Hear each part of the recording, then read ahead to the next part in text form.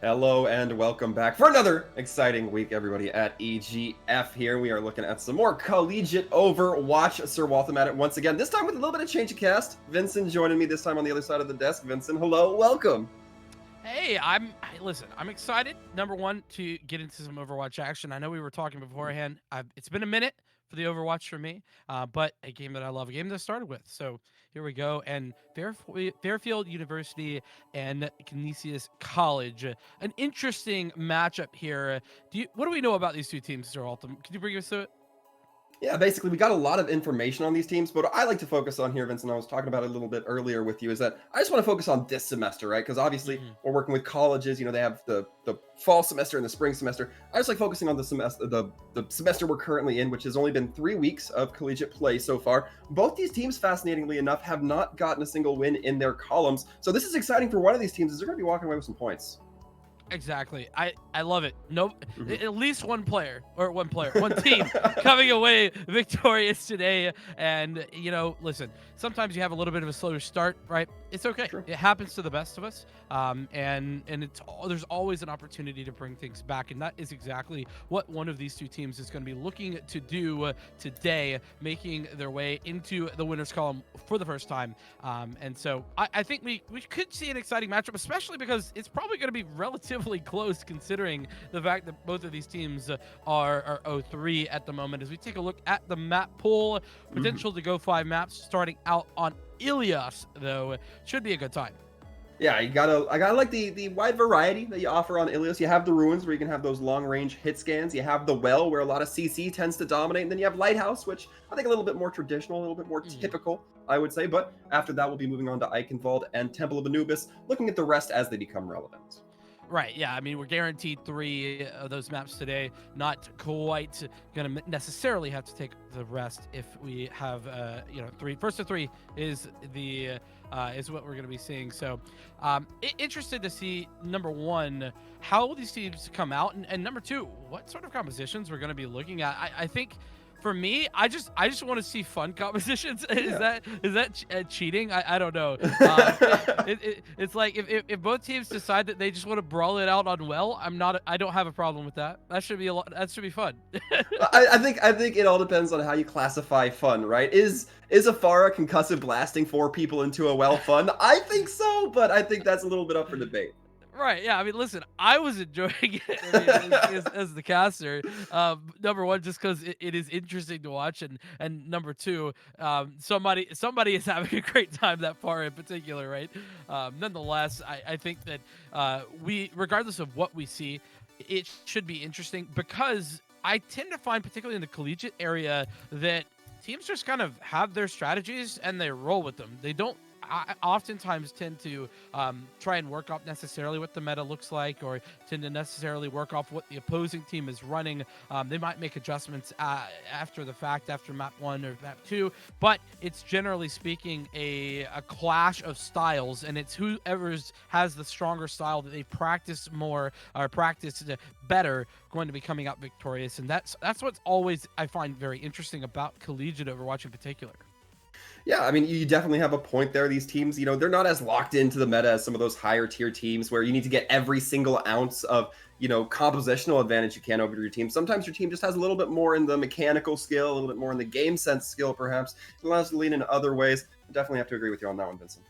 Yeah, I mean, I compare it to like watching Masters play, like Mhm. because it's like there's that organization that makes Overwatch a good time. Like if you've ever played Overwatch at any level, it doesn't really matter what level, in a team organized environment. What's enjoyable is that organization, is playing together, is working with your teammates. But then as well, you have the ability, right, to have those pop off moments, and that's Mhm. what's so fun to watch. Yeah, I definitely have to agree. Those pop off moments, those big bursts of action are kind of what we live for in those team fights, folks. However, we'll be taking a little bit of a delay here as these two teams are taking a little bit of time to get readied up, but all good things are worth waiting for, and I think you should wait till after the end of this break. Stick around.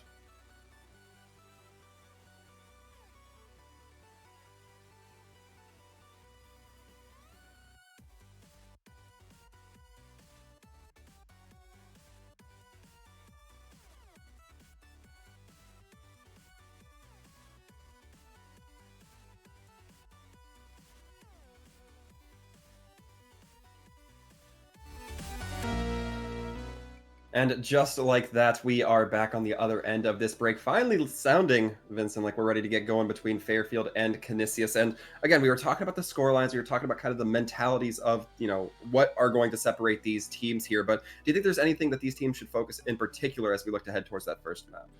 I mean, you just mentioned mentality, and I think that's the biggest thing. Whenever you aren't necessarily sure, particularly what the precise skill level of your opponent is going to be walking into it, you got to focus on that mentality. You got to go into map one thinking, okay, we're going to just play our game. We're going to do it to the best of our abilities, and from there, take what you're given. Take advantage of situations that are positive. Don't get beat down by a negative situation if somebody is missing a cue or a shot or something along those lines. Don't get tilted by it. Just continue forward. Always look at the positives and continue playing, because that's exactly what you got to do. It's not lost until the buzzer sounds, or in this case you hit the end of map 3, right? Sure, yeah.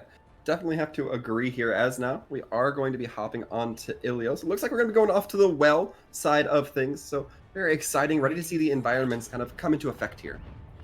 Yeah, it should be interesting, especially I always find the compositions on this map, in particular, really odd, different from anything you really see elsewhere on Control at all. And already we are seeing something quite different. There is still the possibility of a swap, but the interesting pulled port composition. You got the whole hook combo there on the tank line for Fairfield, and on the other side, it's the classic Roadhog with a monkey. Not something you necessarily see every day, is it? Yeah, not quite the standard compositions we're used to seeing here. But we're going to be seeing Fairfield walk out to meet Canisius right out of the gates. Both teams looking like they're going to try to take some possession here. Special K diving right in onto that Lucio, chasing them down, and it's going to be masks falling early. It's a great start for Canisius as they can now start to press their advantage a little bit and get some more of that point presence. Looking to play high up in the sky with Jumanji, looking to rain down the shots with the Echo, but things equalize as now Melly Monster gets taken down on that Lucio, and things suddenly not looking so great for them. They need to reclaim a little bit of territory, but that's going to be hard with WLK rolling that piece, or that revolver. I mean, yeah, it makes things not only difficult, but nigh impossible, as now the shots continuing up from above. It's just enough space created by Fairfield that pushes them all the way back, and now the first cap there, and that is the break. Everybody has to go back to spawn, regroup, and get back in here, despite the fact that it was a long, drawn-out push, and that we saw frags going either way for both sides. So now, I mean, my eyes right now, Sir Waltham, on the air battle. Can Jumanji deny some of that area of effect that Great Aspects has been enjoying for the last little bit? It is fascinating here. Neither of these teams opting into the Mercy, which can be so beneficial for that. We're hearing the high noon come in from WLK. Will they be finding anything? Clearing out the skies just a little bit, making all that much more dangerous for Jumanji to get up there. We're now seeing the aerial battle from the McCree's point of view, but it's going to be Great Aspects taking the final rocket into Jumanji. And now with the sky cleared up, Great Aspects can just focus on the ground game, really working those rockets into the weak underbelly of Fairfield. Of Canisius, who are really going to be trying to strike back here, but with losing that Hanzo, it's not looking great. We see the Coalescence come out now as Fairfield try to rally. Yeah, and with all of that said, like, these ultimates not finding the most value because of the impeccable immortality field that we saw come through from Spudinator, and now things start to change up a little bit, though, Sir Waltham. Certainly do. Special K still trying to jump around, just buy as much time as they can. The question is, how relevant is it? The sound barrier now coming out from Canisius just to try to keep their team alive. Same is met by Fairfield now. Trying to just get this damage in is WLK, who tries to rein it in. The Dragons go out, and Tiger able to get one. Gil no longer going to be able to provide that massive healing for their team on the Moira. Tiger in a little bit of a duel with the Roadhog here, tries to get bailed out by their Winston, but just gets turned around by Great Aspects. And now things are still looking very good for Fairfield, as this has all been point progress for them. Yeah, I mean, the 87% and ticking, right? That's the problem. If you are the Canisius side, like, you haven't gained anything off the back of all of these ultimates. The investments are there as Tiger swaps over onto a bit of a different character, hoping to do something, maybe try and shut down Great Aspects, but is it too late? I think it might be. Certainly might be. Tiger forced dangerously low, means they have to take a little bit of cover lest they get cut down by the rocket. And speaking of cutting down, Canisius already getting a couple kills under their belts, just one member left on Fairfield to be on point directly, but those respawns will come in here if Canisius cannot handle these kills quickly enough. So Lucio trying to ride around, buy as much time, put as much pressure in, and in fact get a kill onto Spudinator. A nice boop into the well. mean, that was beautiful. Let's be honest. And Yeah. this is just No. oh, that's so unfortunate. And they're using the sound barrier too. Wow. What is this investment right now from Fairfield? They just keep on going. Fairfield definitely wants to make this a fight where they do not give over any progress to Canisius. We're going to be seeing Masks try to hold off that Winston, but again, these Lucios are just getting immense value. The boops coming through, allowing everybody to go into the pit, but nobody's on point from Canisius despite the Primal Rage. Listen, that was two fights. That entire time, there was 2 whole fights. It was it. And I mean, you could make an argument that it was 1. Just everybody just continuing to trickle in right there. And honestly, it wasn't even that bad of a trickle. I kind of felt like it was somewhat justified, depending on the timing of it. But it just. You got to give it up eventually, right? You're seeing, okay, we're not getting the cap. That's the key. The percentage is what matters, and Fairfield had it the entirety of that time. Canisius needing to just fall back, re-engage there with their ultimates instead of trickling them in one by one. We'll see if they can perhaps do a little bit better this time. They have that Symmetra ready, perhaps get their team teleported to point a little bit faster, but it looks like no, they will not be opting into that just yet. WLK, though, has that power of long-range engagement with the Hanzo coming through. May well trying to separate the team, and it works to a moderate degree. Infamy and Special K both kind of cut off a little bit from a member or two, but so far not finding too much value. And it's just going to be losing Jumanji early on. WLK able to take down a second on top of that, and things looking very good for them. Fairfield once again, early point possession. I mean, oh, that's a nice follow-up shot as well from WOK, but this has just been really solid stuff. Playing what is technically the less brawly of compositions, but kind of playing it as a brawl, and that just allowed for so much space for WLK to find the frags, find the headshots that you need to on the Hanzo, and already coming up to a Dragon as well, as Tiger swaps over to an opposing Hanzo, trying to do something about WLK, not wanting to allow for them to just sit and take top shots with those arrows. Certainly might be a little bit of a mechanical battle if it comes between those Hanzos and just trying to contest one another. The Dragons go right down the middle, however, Canisius not going to be too bothered by it, not going to be taking too much loss from it now. Hanzo ultimate economy's been reset here a little bit. WLK still manages to get the kills though. This Hanzo's so great at opening up this fight. Once the Reinhardts get swinging, WLK going to be walking away with 2, or 3 rather, trying to make it a 4th, and does find it. I mean, and while this composition is certainly not the norm that you would see, it's actually working out very well, and the reason for that is because we see great aspects just playing close range with the tank line, slowing everybody down. That just buys time for WLK to take those shots, get the kills eventually, and it doesn't really matter that it's not always working out early. That being said, speaking of early, Tiger, a very nice headshot to open this one up. Yeah, it's not going to be the Hanzo double kill this time around, but it might be all that Canisius needs to really get in there. They're trying to find some damage, and the amplification field's definitely going to help them with that, but they do lose 1 in that Ash. You definitely like to have that repeater rifle firing through that double damage. Now the Diva Bomb going to be finding 1 more. Infamy trying to make something happen, trying to get some more extra added oomph into this fight. Not able to find a whole lot though. Damage is done, but the follow-up not quite there. And now it's just really trying to suffer to get anybody onto this point. It's the Hanzo versus Hanzo. Looks like it's going to go WLK's way. I mean, what hasn't been going WLK's way this game thus far? It's just been the WLK show as well. There's the ultimate's desperation time, but it was not quite enough for Canisius to get back onto that point. So it's going to be Fairfield taking that first map victory here, and that is a great start. That is a very great start. Dominant and pretty severe. I mean, especially we look at Well, that was just a powerful performance, as now we're going to be seeing WLK, who it felt like we were talking about primarily through the second round. I mean, yeah, there's no question about it. And when you're hitting shots like this, what else are we supposed to talk about, right? Like, yeah, there's other things going on, but that's what's fun. That's what's interesting on the screen. And WLK putting on a show for us in that one, particularly on Lighthouse. But back on Well, it was actually great aspects. It was doing the big heavy lifting on the Pharah. Really a bit of a late adjustment from Tiger to try and shut that down. We saw Tiger actually made a very fast adjustment in that second stage on Lighthouse, swapping over to the Hanzo as well to try and counter out WLK. Unfortunately, it just didn't work out. WLK was hitting shots. Those tree logs, they are magnetic sometimes, and WLK's seem to be just that.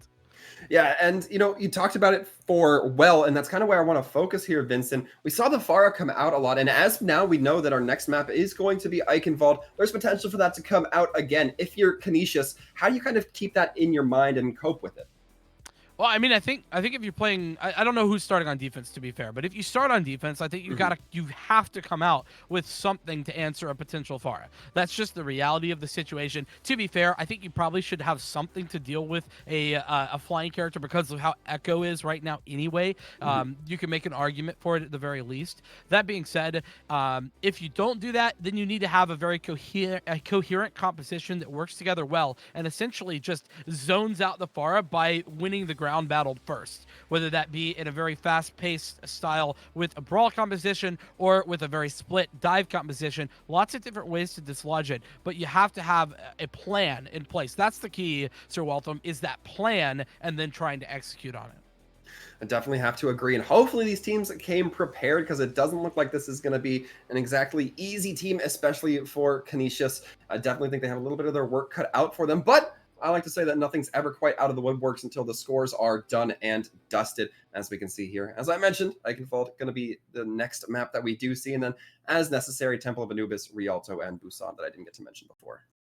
Yeah, and honestly, I think that Fairfield, where they look the strongest, granted they looked quite strong throughout that first map, Right. but where they really did look the strongest was on those two DPS players just stepping up big time. We saw the tank play from Fairfield was there, not making mistakes, and that's the key. If you don't give away mistakes to your opponents and you allow for space for your DPS to pop off, that's exactly what you need to win. And so Canisius, they have an opportunity to do that themselves. It's just going to have to be a little bit nicer, a little bit easier for them to do that if you don't have Pharah up in the air or WLK just absolutely smacking you in the face with the arrows, right? Yeah, I definitely have to agree here. And as we do see these heroes coming online, it looks like both the teams have tank lines in their mind looking very similar to one another so far. Yeah, and this is a good strategy, right? Granted, you do have the Symmetra, but I think that Symmetra does well, even though we don't currently see anybody pulling out the air battle for the time being. No Echo, no Pharah for Fairfield. This composition does allow you to play the brawly composition where you are just fighting on the ground, you're winning that duel, and you're doing it in quick fashion, especially with the fact that we have double main heals online, Spudinator and Melee Monster both on the Moira and the Batiste. So it definitely is plenty of healing to make sure everybody stays healthy throughout some of these more drawn-out fights. See exactly how healthy they can maintain here. As Fairfield going to be the first on the attack, and a sim for both. And I like this, the ice bridge strat here coming in great aspects. Just going to use that teleporter, get immediately positioned onto point and setting up those mini sentries nestled right onto point, making it so much harder for the defense to get there. Now suddenly the defense has to be the ones to push to point, and they already lose their immortality field, their Moira, their sim. Things not looking great for Canisius right now. Tiger not able to get a whole lot of damage as well. Adric's shield just too overbearing. Well, Tiger had a great idea, right? Like, that's a great position for Tiger to be in, but the rest of the team had already died. And that's just unfortunate off the back of some great May play from WLK. Once again, saying that name because, well, every time WLK picks up a character, it seems as if is able to get a lot of value out of it. Now swapping over to the tried and true, the Hanzo coming back through. And that definitely is an interesting swap. It makes sense considering the fact that this is a much more vertical point here on point 2 of this map. You can climb up the walls, get that high ground control, and control the map much more efficiently as the Hanzo. Interestingly enough, we're seeing Jumanji switch onto that Pharah, but not really playing too far up into the sky just yet. We're seeing now great aspects try to lean in, and an Earth Shatter comes through from both sides. I believe they hit at the same time, or one Reinhardt missed the other. Adric going to be taken down Special K, and with this now looking to just swing ahead. Does take advantage, and Fairfield now has the opportunity to just keep moving forward. Yeah, and Tiger, who had swapped over onto a Junkrat, tried to do something up top, but it was unfortunate that Great Aspects was there to meet them before they even could get right in there. And so now, oh that's disgusting. WLK just throwing in the arrows and takes out one of the main supports. That makes things a little bit more difficult, but you do have two of those main supports, so they can get back in quickly. We'll see if they can manage already, despite the immortality field going down. It's gonna be a few members dropping Special K, most notably. Not gonna have that shield to keep their team guarded just a little bit. It's gonna be the grab invested from Fairfield, and now it looks like Canisius is gonna be all cleaned up because of it. Well, I mean, that was very fast engaged. I actually was really impressed with how Canisius decided to go in there. Despite losing that player, they made a fast decision. And that's oftentimes what the difference is here in a game like Overwatch, is making the fast decision and sticking to it. That time, unfortunately, though, it just did not work out for them. And Fairfield pushing on to point 3, they now have a plethora of ultimates available to them in order to take this point. It's going to be tough for Canisius to really get their footholds here, but the Grab's going to be trying to get things started off on top of a Riptire that's going to be going out. Can they find any value with it? That Sim wall not going to be protecting anybody as Tiger. I'm going to keep it real, Sir Alden. I thought that it was fine. I was like, okay, they have the sound barrier, right? It's whatever. But then that Tire just waited things out just long enough in the chaos that ensued that gave them enough, and 5 kills off the back of it. Beautiful stuff. But look at the coffers. They're basically empty for Canisius. They're going to have to pick up something impressive with just this. Oh, but a nice block from the Zarya bubble, but it's not going to block WLK's Dragons as they come through, tear down 2 members now. Fairfield just looking to lead in with a few more ultimates. That Coalescence going to be leading the charge. However, there is still Jumanji holding up the cart for the time being. Well, holds up the cart. That might net a recontest, and indeed it should, but it's going to be desperation moments with 4.5 minutes left here for Canisius. Certainly will be tough. The amplification field coming out once again, but Spotnator gets taken down by a pin. They can't prevent that from happening. Carries you right out of the immortality field. And Tiger gonna be trying to hop right onto point. Trap gets triggered. The martyrdom doesn't quite find anything. The total mayhem, I should say. Fairfield are going to carry it to third. Well, my eyes were all over the DPS players for Fairfield last game. This time, though, I mean, all over the tank line of both of these teams actually had a great play. But to be fair, Fairfield winning out in the end. So I do have to mention how well Idrik did, especially there at the very last one. He got like 4 kills on the Reinhardt, right? And Anthus able to, or is it? Yeah, it's Anthus? I think so. I can't read. I struggle, so I have to forgive me. Nonetheless, it was a very solid play. Really great support from the Zarya as well to put Idrik in a good position to get those frags and get out with their life. So with all of that said, I mean, it seems like Fairfield has players stepping up in every single position at the moment. Now, next, are we going to see the huge step up from the support line? I'm ready for it. I'm prepared. As a support main myself, Sir Waltham, I think that could be a little spicy.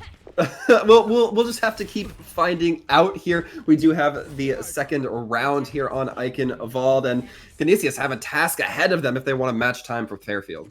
I mean, yeah, 4 minutes, right? That is brutal. Yep. You got to have to just basically push without stopping, and that's exactly what Fairfield did on their attacker side. And it looks like the composition is interesting. WLK on this Widowmaker, I think, is maybe a little bit questionable. You could call it just a great guess, but the good news is Tiger is on a Pharah, so that definitely makes the Widowmaker much better here against everything that we've seen. Great aspects back on this Pharah. I mean, do we have to say anything more? Played so well on Ilios.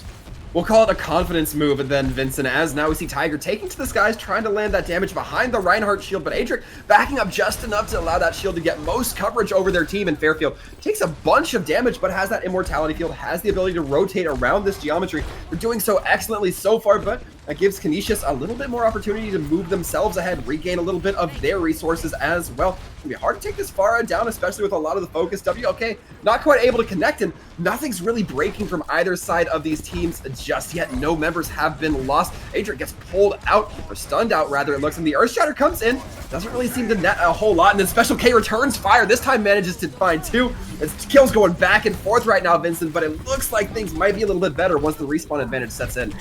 I mean, yeah, it certainly does. That being said, it is going to be a matter of these 2 tanks. Can they make it work? They do have the support line. Now things turn. And the rocket barrage coming in turns it around. It looked like that Roadhog and Ana might have lived. It's now just going to be a Reinhardt trying to keep themselves alive with the Mercy. Great aspects. Staying comfortably out of that swing range. I mean, this is just great recontest, right? As well as the fact that Great Aspects using that ultimate very effectively. Tiger actually had the barrage up before Great Aspects, but didn't quite have an opportunity to use it. Now, that could change, though, as they come back in with that ultimate online, and there's really not a whole lot on the other side.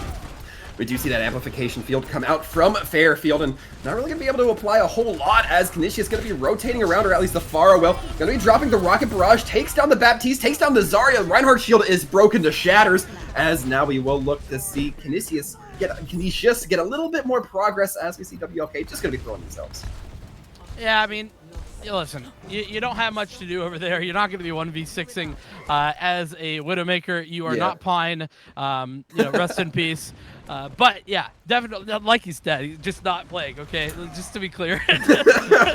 I realize that sounded kind of brutal when it came out of the mouth, but nonetheless, it is a little bit of a nice spot for Canisius to be in, as they have a significant ult advantage coming into here. They're going to have to step things up, make the pace a little bit quicker, and that certainly doesn't help things when you get that first pick taken off. Yeah, fortunately, the res coming in from Melly gonna be there, allowing everybody to get back into the fight just a little bit faster as well. The whole hog gonna be coming in, trying to just push away Fairfield by a little bit more space for Canisius, but not able to find too much. It's gonna be a Pharah v Pharah duel as Great Aspects hiding right underneath Tiger. Doesn't really seem to be too concerned about it.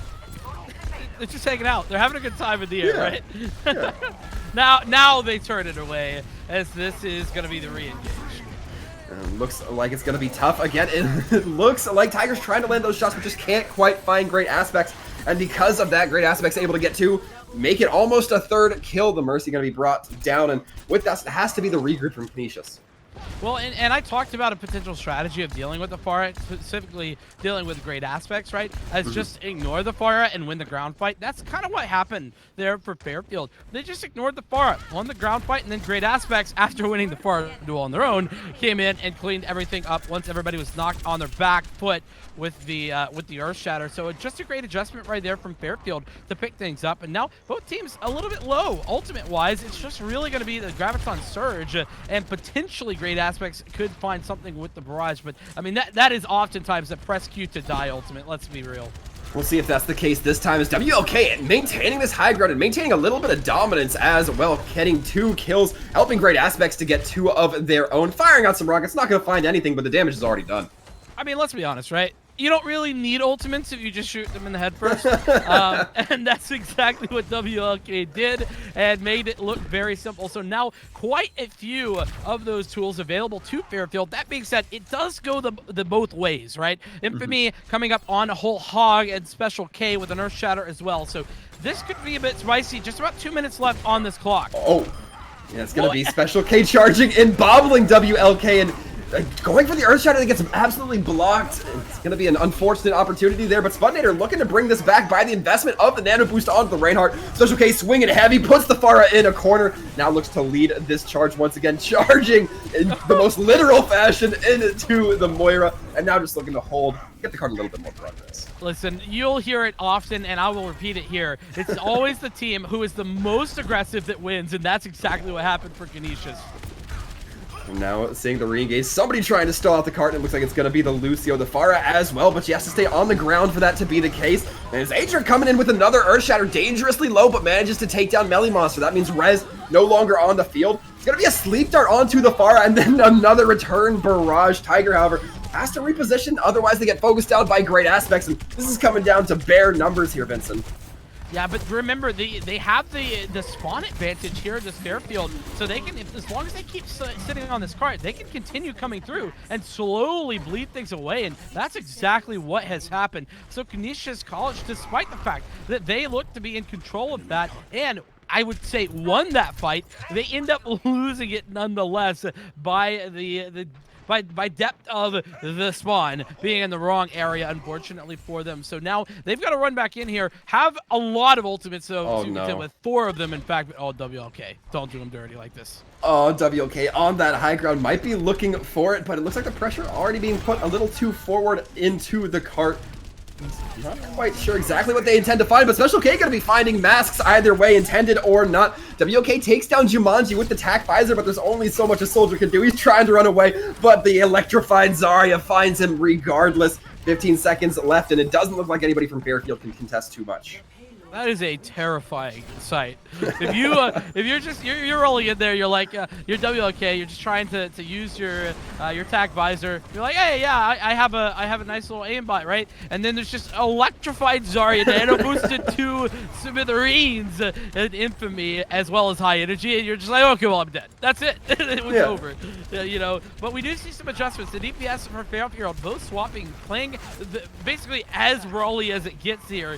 So much damage going out. Oh no, WLK looking to get in there, get right into the middle of the fight. That's where the Reaper can be most lethal. However, seems to have a little bit of trouble with that target acquisition, has to back off, uses their abilities, can't Wraith form out, and that gives Fairfield a little bit more opportunity here. They take down great aspects. That's not a resource you want to lose in these tight corridors, as now it's just the Lucio trying to ride cart. Tiger drops down a healing beacon, trying to keep themselves up. It's important that Canisius finds this third point before that timer goes into overtime, but it doesn't look like it is Gil throwing out that Coalescence, gets 3. I mean, what big value off the Coalescence, 4 in fact total. Ooh. And that is the nail in the coffin there, at least for that push. There is about 30 seconds left here for Canisius College to try and turn things around, and they only have to push about 7 more meters to get to where they need to go. That being said, there's already a 4-minute difference in the time bank before they even get in here. And it's going to be tough. Infamy does have this ultimate online, though. The Graviton Surge needs to become up huge, Sir Waldem. And if the overtime hits, then the best that Canisius can hope for is a draw, but we'll see that when it comes to it. The grab comes on Infamy, sinks a couple of members, but not able to get the damage in the follow-up knock there as Adric just barrels ahead with that Earth Shatter. Tiger throwing in the tag visor, finds the Lucio, but there's only so much you can do when the Lucio's dead. Tiger has to try to push the point, just can't make it. Overtime's going to tick down, and with that, Fairfield not going to be requiring a second round. No, they said let's do it in 2. Easy does it. And yeah, up 2 now in this series. Canisius College, they had a lot of really good looks right there. I actually want to commend them. They did do a lot of really solid things. The problem was that Fairfield seemed to have the better adjustments, right? And look at this. This is where I was mentioning that Tiger just somehow got away with running through the entire team with the Riptire and then got 4 off the back of it. Oh, it's just so much fun to watch, man.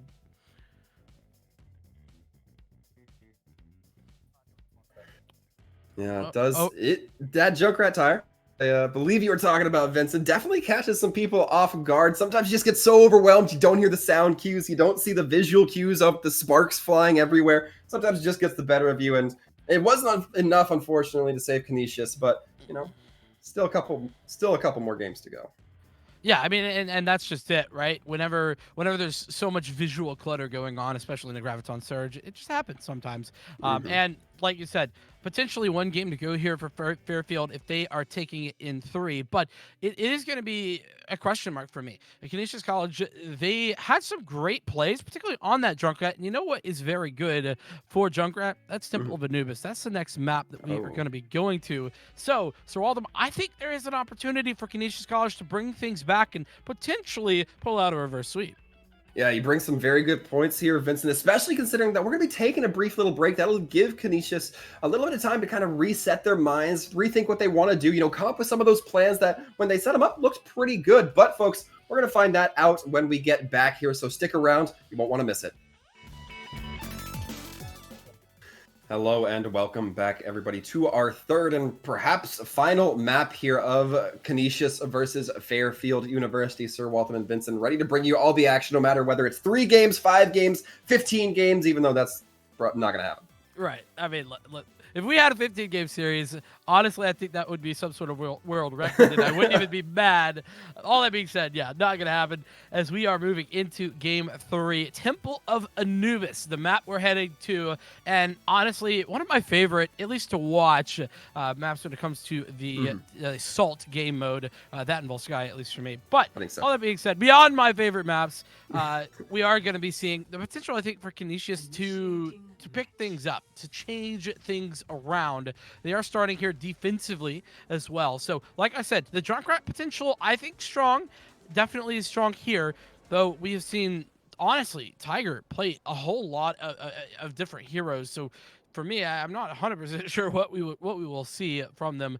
Nonetheless, on the attack, Fairfield University starting out, and Canisius, they struggled here in the opening two games of this series. The thing that they did very well, though, is they actually had a very solid grasp of like when to be aggressive and when to reset. I Mhm. think that is definitely been a big aspect of why, you know, despite the fact that they have not been winning a ton of these fights, they still have looked, at least especially on Eichenwald, as if they're very much in these games because they have that quick and fast reset, and then they come straight back into it. And we are seeing a little bit of an interesting composition here defensively. Not something you see all the time as a Reinhardt, much less a Zarya here on Temple of Anubis, and it is going to be once again the double main heals available. Spudinator going to be on the Batiste, but this time another monster on the Ana of all things, so definitely be on the lookout for those biotic grenades, Sir Waltham. Yeah, definitely going to be keeping eyes out, especially effective considering Fairfield has that Moira and that Lucio, a little bit more widespread healing that can be mitigated by those anti-nades. But Fairfield being fairly decisive here, going to be looking to cut right into the small room and then using the teleporter, trying to relocate themselves, not having to go up onto that middle platform area. Instead, we'll just be taking the route around the back. I like this. It's a strat you might not see that often, and we'll see if it finds effect here. Fairfield finally going to be breaking the fight down. They've got their mini sentries set up all onto the field, and Canisius College has to try to push here and just take this spare damage. The Reinhardt backs into a corner and just tries to get safe himself, but it cuts the rest of the team down. And with this, now it looks like Fairfield are on a sharp way to getting this first point. I mean, Canisius just ran into the microwave right there. Great aspects. Able to build up that beam and make things look quite simple as well. That's a nice rotation. Very strong. Not something you're going to see in your ranked games, certainly. And so I like to see that. You know, clever rotations, always a plus. So now Jumanji spoke about the Junkrat. And, well, that Junkrat is now gone. Going to be resurrected, though. So let's make things a little bit simpler. That being said, the push incoming from Fairfield. However, Canisius is going to have the heads-up awareness enough to see that, you know, not everybody's going to be going into that small area. Instead, they're going to be using the teleporter, getting right up in there. That Hanzo trying to get right aggressive onto the supports. You don't see the Hanzo diving supports like that too often. Will they find anything? Certainly not quite yet. It's going to be great aspects. Dropping that proton barrier, though, looking to really get that damage separation caused between them and their team. And so far, it looks like Fairfield are using it to some great effect. I mean, this is just incredible right now from Fairfield. They have forced out the immortality in the first like 4 seconds of both of those fights. That's so massive. I can't even explain how important it is, because of the fact that whenever you have that immortality available, it's almost as if the real fights get started after the immortality goes down. And for that to happen in the first couple of seconds in both of those fights, massive stuff from Fairfield. Canisius College already on the back foot. 5 minutes and 14 seconds was that push to 2 points. Yeah, I mean, we talked about, well, I'll give you credit here, Vincent. You talked about the team that is more aggressive tends to get it. And that sim allowed the Fairfield team to get aggressive in a way I have not seen in quite a long time. Using those teleporters to take a routing, allow yourself to get planted on the point, and then run into the enemy team. That was brilliant. Yeah, exactly. I mean, and the rotation itself is relatively simple, right? You go up with the Symmetra, you teleport across the map, and then you jump over. But the problem is that Canisius, they didn't know what to do against it. They were like, where are they going? There's so many options for them to take that they're gonna try and teleport up high ground, all that kind of stuff. It gets confusing. Is kind of where I'm going with that. And so for that reason, Canisius just not able to respond quickly enough. And then of course on the back foot, I mean, early frags. That Hanzo from WLK, so strong, as well as the backline. The backline Hanzo, like, oh, that's not even a real thing.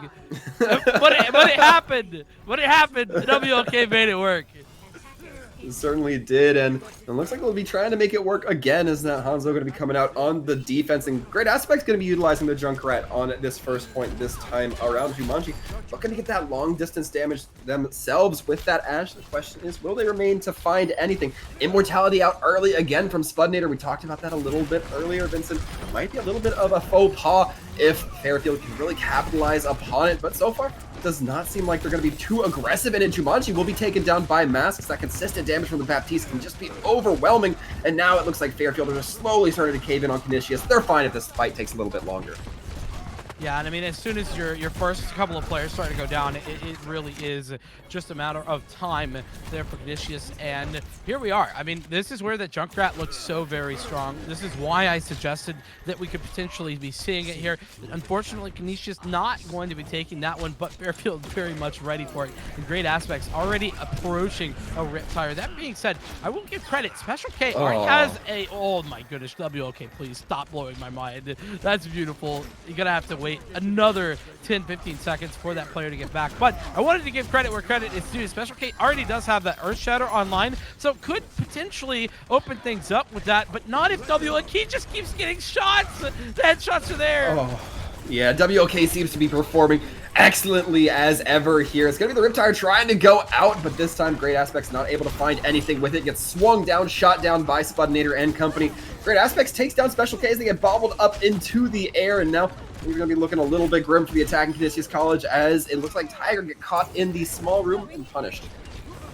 Yeah, and that was just honestly not even a real fight. It was over before it even got started because of that choke point. So difficult to try and break by Canisius, considering that you're walking into the arrows of WLK flanked by the grenades for Great Aspect. So nonetheless, things looking a little bit grim at the moment with about a minute 55 left. That is a nice sleep though from Melon Monster. Yeah, a good opportunity here from Canisius, knowing that there is a brief pause on the Junkrat action. WLK, however, throws in the drag is a very uncomfortable spot for Canisius. Oh, it looks like Canisius are the ones who are able to get an early kill. That Reinhardt now having a lot of pressure put on him. It's going to be Fairfield trying to throw out that Immortality Field, and now the Earth Shatter comes through from Special K, trying to keep their shield up, keep alive, and without losing a single member, Canisius finally able to get some progress. Yeah, and a bit of a mistake, I think, from Masks there, utilizing the Immortality Field just a little bit too early. Committed that, wanted to try and save, I believe it was the Reinhardt, but they had enough support for the moment, and it just ended up being that pushed over the edge. Canisius, they saw the opportunity, Special K able to get a massive shatter off the back of it. As now they're pushing in to point number 2, but with about 4 minutes left on the clock, they've already lost in the time bank war. Canisius College, they are looking to try and do something here, but like I said, they're already behind. So it's a matter of time, and particularly considering that and Great Aspects, they have a great combo available. That Tire plus Graviton Surge, so powerful potentially. An opportunity for an opening here. That Tire does go out. Doesn't sound like they're quite comboing it with the grab. No, and it's going to be holding on to that for the time being, ready to lock everybody down on a perhaps more aggressive push. Especially since Canisius did take some losses there. Jumanji not going to be able to provide that long arm of the anti-law coming through. WLK manages to find 2, and with this, it's looking grim for Canisius on this push. Well, I mean, WLK, that's just beautiful. 4 kills with the Hanzo through the amplification matrix. Absolutely brilliant. That being said, Canisius, though they have to reset, about 3 minutes left, they do have quite a few tools at their disposal. We just saw Masks utilizing the Matrix, but Spudinator has one of their own. There's also duplication available for Infamy. So if you could see maybe a potential double Reinhardt come through, or another Zarya, for example, that is certainly very powerful and could be a very nice tie turner if you potentially team that up with Melon Monster with the Nano Boost.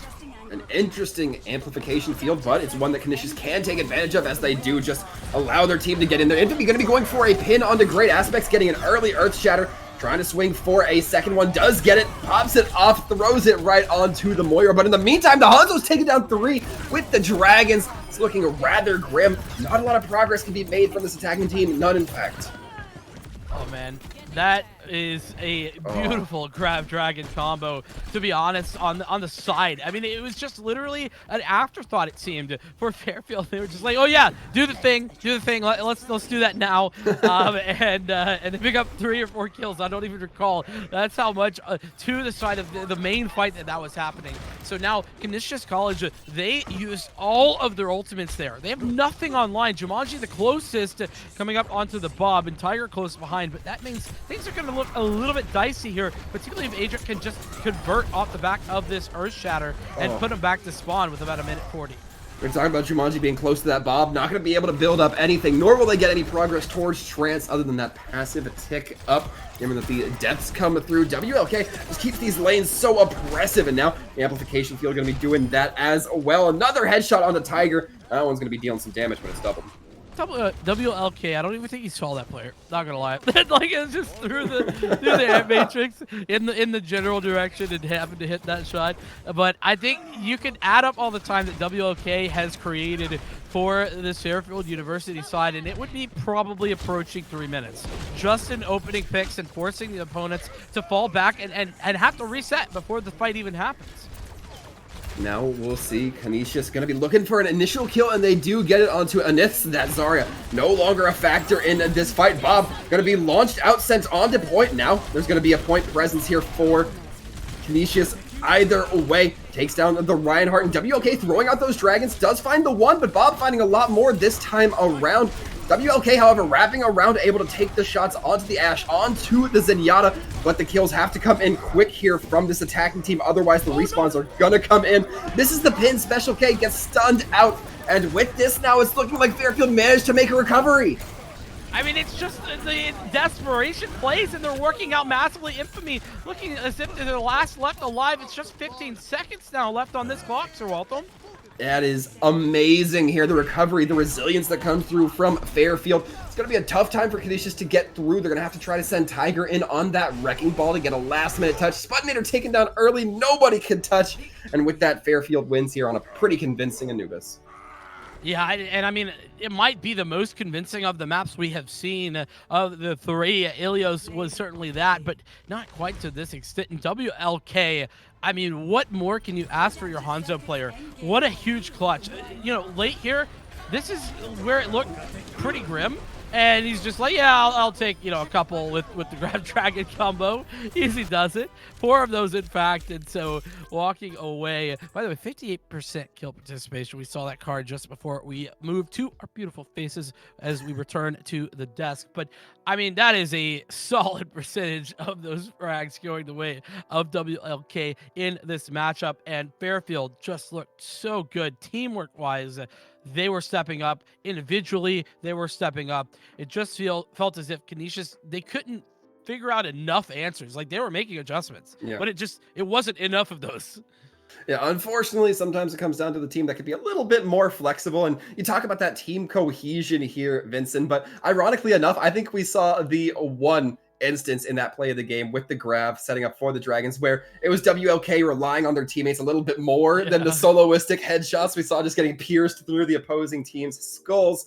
But sometimes that's just the way it goes. You get those 1-2 tank, DPS, or support players who just really put you on their backs. But overall, it's going to be Fairfield taking a nice 3-0. Yeah, exactly. And I mean, can we even say like if we were talking an MVP, it would have to be WLK? Like, there's really no question. Like, do you even have anybody else that you would talk about in that, Sir Waltham? I did like the tank plays coming in. I think I was Adric on that Reinhardt getting very aggressive. I think their Earth Shatters were a little bit to be desired. We saw them sink it into the opposing team's Ryan Shield, their opposing Zarya's self-bubble once or twice on Eichenwald. That kind of left me a little disheartened. But other than that, I thought the tank line was looking very strong. And, you know, it always goes without saying, if you're not talking about the supports, they're probably doing their job just fine. Yeah, and you're absolutely right. That is so very true for both the tank line and the support line in general for Fairfield. That being said, we are going to go to a short little break right here, but don't go anywhere. We do have more Overwatch action coming at you very soon. Hello and welcome back, everybody. And as promised, as me and Vincent have personally hand-delivered to you folks here, a little bit of an interview. And who else, Vincent, would we interview but WLK from Fairfield? WLK, hello and welcome. Hi, guys. How are you? We're doing well. We're doing well. Now, I know that, at least from the casting booth, the biggest question we have is, why Hanzo? Is it just a favorite hero, or is it one you particularly... Yeah, well, I've played Hanzo basically the entirety of my Overwatch career, so it's kind of a comfort pick, but it's also like it worked with the Zarya that we play a lot, so you know, I feel like that's a pretty good pick. Well, I mean, listen, it definitely worked out today. Yeah. So I will say, though, had maybe a little bit of a slow start here, at least on the spring side of things, 0-3 for the spring thus far. But now that has been turned around. Can you kind of take me through that? What have you guys been up to? How have you guys started out slow, and now has that changed with this first victory? Yeah, I definitely think it has changed. The first couple games were a bit rough. We had some new players. We had some players who had left, so we were trying to just get all of us together. And it took a bit for us to kind of merge, kind of as a team. So yeah, Certainly makes a little bit of sense. Sometimes those yeah. adjustments just take a little bit of time. But I want to ask you, have you been keeping your eyes out on your opponents, on anybody else in the scene? Is there anybody you're looking forward to facing next? Uh, let's see. Marist. We're looking forward to play Marist again. Hmm. We're ready for them. We feel like we've improved a bit. So who knows what happens. I think it's next week we might be playing them. So yeah, I'm ready, and I think all of us are too.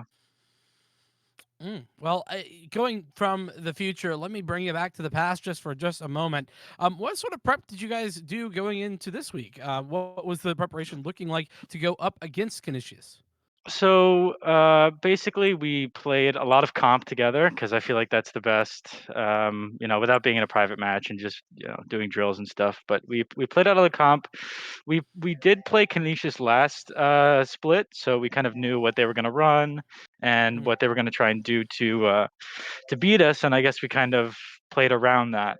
So we definitely scouted our opponent with past experience. So Well, I think the numbers definitely speak for themselves there. You guys put up a pretty solid performance, I would say, thank against you, your thank opponents you. here today. So that's about all the questions we have for you here today. But before I let you go, I usually like to let my guests of interviewing, give a little bit of a shout out to whoever they feel necessary. So why don't you go ahead and do the honors for whoever you deem? Shout out to my dad. I know you're watching this. I love you, Dad. Aw. Oh, How nice, how pleasant. Well, once again, WLK, thank you for coming in here, answering a few of our questions, hanging out with us. And Yeah. again, if you haven't heard it enough, congratulations on your win. Thank you, guys. Thank you very much. And with that, Vincent, I do believe things are just about ready to wrap up here, at least for our first match up of the evening. We do still have three more for those of you at home looking forward to more collegiate Overwatch. Stick around. We'll be back in about 15-20 minutes to bring you more action, so stay tuned. Hello and welcome back, everybody. We are coming into our second matchup of the evening, Rider University versus Rochester Institute of Technology. Sir Waltham, and now joined by FBI Tugboat. Tugboat, how you doing? How you That's me. feeling? That's me. I heard my name. I'm Yeah, feeling that's very you. well, man. That's you. I'm here filling on in, casting some Overwatch with my man Sir Waltham. Can't complain about that one. I do love complaining too. Well, I think there's a lot of us who can vouch to that, but that's neither here nor there, Tugboat. We're here just for the pure activity or the pure enjoyment of watching some collegiate Overwatch. Of course, Yes, I sir. like to go over some of these score spreads before these teams really get out onto the field. RIT historically been a pretty strong team. Not going to sugarcoat Yes, that sir. in any Yeah. way, shape, or fashion. And Rider University, they've been looking a little bit more equalized here. They have a one to hmm two score spread so far for this semester, so they certainly have a little bit of a task ahead of them. Yeah, past 3 weeks has been different stories through and through for your Rider University squad versus the RIT squad. If you got my little hand motions, Yeah, the yeah, I see. Tigers, that's RIT, up 3-0 in just this semester. Again, just in this spring split. Now, different stories through and through for the Rider University squad. Now, unless I'm wrong, one of their losses was a clean 0-3 sweep. Nothing getting anything done on that one. The other one, though, not the same story. Much closer on that one. We'll get a little bit more information as that comes in. Before we get into things, I want to give the personal shout out and thanks to our producer, that's Will English down there producing away Oh and yes. making our jobs as casters just so much easier, and we do appreciate that through and through. Yeah, I mean, we I would say we don't have a stressful position, but Will definitely making That's it his fair. duty to make it Fair. even less stressful, and that's always nice to Yeah. live on the easy suburb as opposed to just the easy street. Exactly. I mean, I I'm not even sure if I should bring this up, man. I produced yesterday for the first time while trying to cast at the same time, and Sir Waltham, I No. think I'm an attractive individual. It was not a pretty sight. Well, sometimes you just gotta have to get through those rough patches. We all have it here, and Fair, that fair. while we're talking about rough patches, that just might be the case here for Ryder. They're gonna be looking to pick up their scoreline, equalize those wins versus the losses, and RIT they're gonna have a firm grip on their scoreline. The 3-0, as we mentioned, gonna be a tough spot to kind of break here, but if they want to do it at all, Ryder University, that is, they're gonna have to start on Ilios. Yes, sir. Little control map. Not going to have any ties there. Walt will be second. We'll get into those other maps as they do come in. Rider University on the left in the red.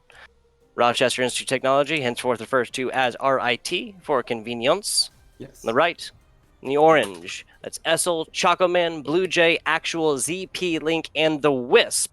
My man Waltham is going to run through Rider University for you guys. So, of course, as you can see at the top left of your screen, Soggy and Phoenix are going to be the DPS lineup. Since Vince, Ranger, and Ryan and Nifty Bean. It says TM Ryan TM, but I can't be bothered with that. I'm just going to say Ryan. That is fair. That is fair. Throw a couple TMs on either side. But the Ryan in the middle, it's really going to be where we get our pronunciations from. Looking at Ryder, I don't think Soggy is going to stay on the Symmetra, the standard usage of that teleport to come all the way out. Is that fair? Yeah, it certainly seems like that's going to be the case here. Yeah. Different stories for Rochester Institute of Technology squad. Now they do have that Lucio, Dizzy Leos. They do have the Zarya Reinhardt composition. There's been a couple different changes recently that I think has influenced that Reinhardt Zarya pick. I think it's fair to say, but we'll get into that a little bit later. We have two squads are about to go to battle. Meet in the middle. That's where it goes. Now these two teams going to be looking to go head-to-head here, or at least side of the point to side of the point. We're seeing a Ryder kind of wrap around on this left side over the scaffolding here, trying to meet Rochester on their side of the field. However, it's going to be Ryder trapped inside this small little room, and because of that, Since Vince going to take a little bit of a walloping here, and Blue Jay looks to cut a swath through, and Rochester now have a good open deal. Wow. Okay. If Nifty Bean so since Vince does come back in time for the Rochester Institute Technology squad to not get a full team kill belt technically, but that was about as handy as a first team fight gets. Yeah, a very effective first team fight coming in from RIT. We're looking to make their claim early on, as now Rider University, despite their initial aggression, have to try to lean in here, despite the fact that they're getting taken pretty much to the spawn, or at least as close to the spawn as you can safely get. It's going to be Rochester trying to hold their own, but with Phoenix getting that first kill, it might look a little bit different, but a nice Earth Shatter coming in from Actual. Very nice. Big difference there was as Lucio made myself, whenever that comes in, if you do have to take that L and realize that that's going to hit, always want to try to switch to that healing before it does land, because obviously you can't switch it, can't pump it while you're down. That is passive healing though, and even though you're stunned, still does come through. But minor plays, and I don't think, Sir Waltham, that really would have mattered ultimately. Ultimately. Well, you know, sometimes it just goes that way. We're looking at Ryder still not having too many ultimates built up in their pockets. RIT is going to have that grab to lock everybody down, to make that fight just take a little bit more time if they so require it. And Blue Jay is going to throw it out, catch everybody up on that scaffolding. The swings come through from Actual Essel as well, able to just get tucked in and deal the damage with those Hellfire shotguns. Another easy win for Rochester. Yeah, Ranger taking the long walk off the short pier on the side. That simply makes sense. Does not want to get staggered out with the rest of his squad. Looking at ultimates, turning attention towards there. Rochester Institute of Technology has no protection against this classic Grab Dragon combination. Been a thing since, what, Season 6? Even though before that? Right about, and we'll see if it comes to fruition here. There is going to be the Wisp having that sound barrier, but the question is, will it be able to withstand the force here? We're seeing the Death Blossom come in from Essel Chocoman as well, throwing out that High Noon 3 off the back end, and the Dragons go out. Rider University not able to capitalize on it as strongly as they would want. Rochester going to be winning this in overtime. Yeah, that's a, did you hear that sound, Sir Waltham? That's how a dream dies. That is tough breaks there for the Rider University squad. Ranger and the teammate, I think that was Phoenix, did have the Grab Dragon combinations, but even though it's more methodical, like more like mechanical at that point, it's not easy to get all of these players together necessarily. And so simply getting that position after RIT definitely knew that they had it. They had Lucio speed boost to get away from it. The sound barrier was there, but again, no longer is it Season 8. Sound barrier is not going to be enough to protect against a well-placed Graviton in the middle, and Dragons afterwards. Yes, there is no R in the second part of Graviton. I learned that recently. It sounds like a robot kind of Gravitron, but Gravitron, yep. You said there were no ultimates to defend against those dragons, but you don't need ultimates if your DPS, or defensive ultimates if your DPS can just kill, which is very good point. Rochester going to be looking to line up for that once again, immediately taking a position towards that point. They're holding underneath the windmill, and Rider University once again wrapping around, trying to get the position here, but it looks like just a little bit of a line dance as both teams rotating around this well, neither one really committing too hard. Yeah, a little ring around the rosy here. They got a middle hole and everything. Would have guessed it. Really, just both teams are trying to get a word in edgewise, and this is going to be pushed, yeah, here we go, to longer range damage situations. And we can see that exactly happening as Phoenix trying to just whittle away with that McCree revolver. Not quite able to do too much as that shield keeping everybody alive, and Rochester takes first blood now with the Reinhardt Ranger going to be falling to their knees. Reaper creeping up onto the McCree, and with this, Rochester going to be getting first command of point. That Reaper creep, yes sir. Choco Man the only one falling on this one, so it was not bloodless for the Rochester Institute Technology, but Choco Man should be back there here soon. Looking at these lineups, a lot of similarities. The two Lucios, two Reinhardts, two McCrees, the difference really coming in with the Echoes and the main tank, the second shield decided from Sense Vents, which I do love that name. We see Essel creeping around in the back, almost gets the Moira, but the fade comes through almost unintentionally as now we see the high ground being taken here, trying to be taken, but a nice couple kills coming in simultaneously from Rochester. The Reaper almost falling off, but has to teleport to keep him up. Yeah, the classic combination. I would argue that the Windows Fire Strike might be the best ultimate ability combination in the game. Yes or no? It's a good ability. It's a good ultimate and ability combo. Yes, very strong. I mean, I just given that the window puts up an even 200, and that's going to melt, you know, the squishies, right? Absolutely have to agree there. But as we look ahead, speaking of melting squishies, it's gonna be Soggy taken down early on in this fight. That's gonna be a regroup from Ryder. Looking at 60%, this is a Rider squad that has not taken a tick quite so far. They're kind of playing lives right now and just trying to get, Ryan, Phoenix, both up to their ultimates as well. Nifty not going to see that one for a while, but there's a grab to the middle. Not a copy as well. And the duplicate is going to come through, and just like that, Rochester will invest a couple of ultimates, but they're going to find the benefit there, the grab and the high noon, all allowing for those kills to enable. Yeah, so, again, just completely bloodless victory for the Rochester Institute Technology squad. Didn't drop a ban, didn't waste like a whole bunch of ultimates really either. That was about as ideal as it gets. And there it is again, the fire strikes, man. The fire strike's looking very dominant there as well. You can't not mention Blue Jay getting 3 kills with the laser, making a 4th at the very end. And it's gonna be all wrapped up in a nice, neat bow here for Rochester as they take it with no progress given over to Ryder. Yes, sir. The score lines coming into this 3-0 for the side of RIT through this semester thus far in the EGF Season 2 now spring split. Ryder, 1 and 2, have found themselves a W so far, but not in this round, unfortunately. 1 and 2 coming into this one, and that's I just feel like on paper that's kind of showing up in what we just saw. That was 2 100-0s. Yeah, so far Rochester looking very dominant. They're looking to take control of this tempo, of this matchup so far. And as we look towards Eichenwald here, Tugboat, very curious to see kind of what Ryder might be able to utilize to make things work in their advantage. I kind of feel like certain compositions were really stuck to on this. Let's go ahead and bring the maps up here so we can kind of run through there. Obviously, we just finished Elos, Eichenwald coming up next.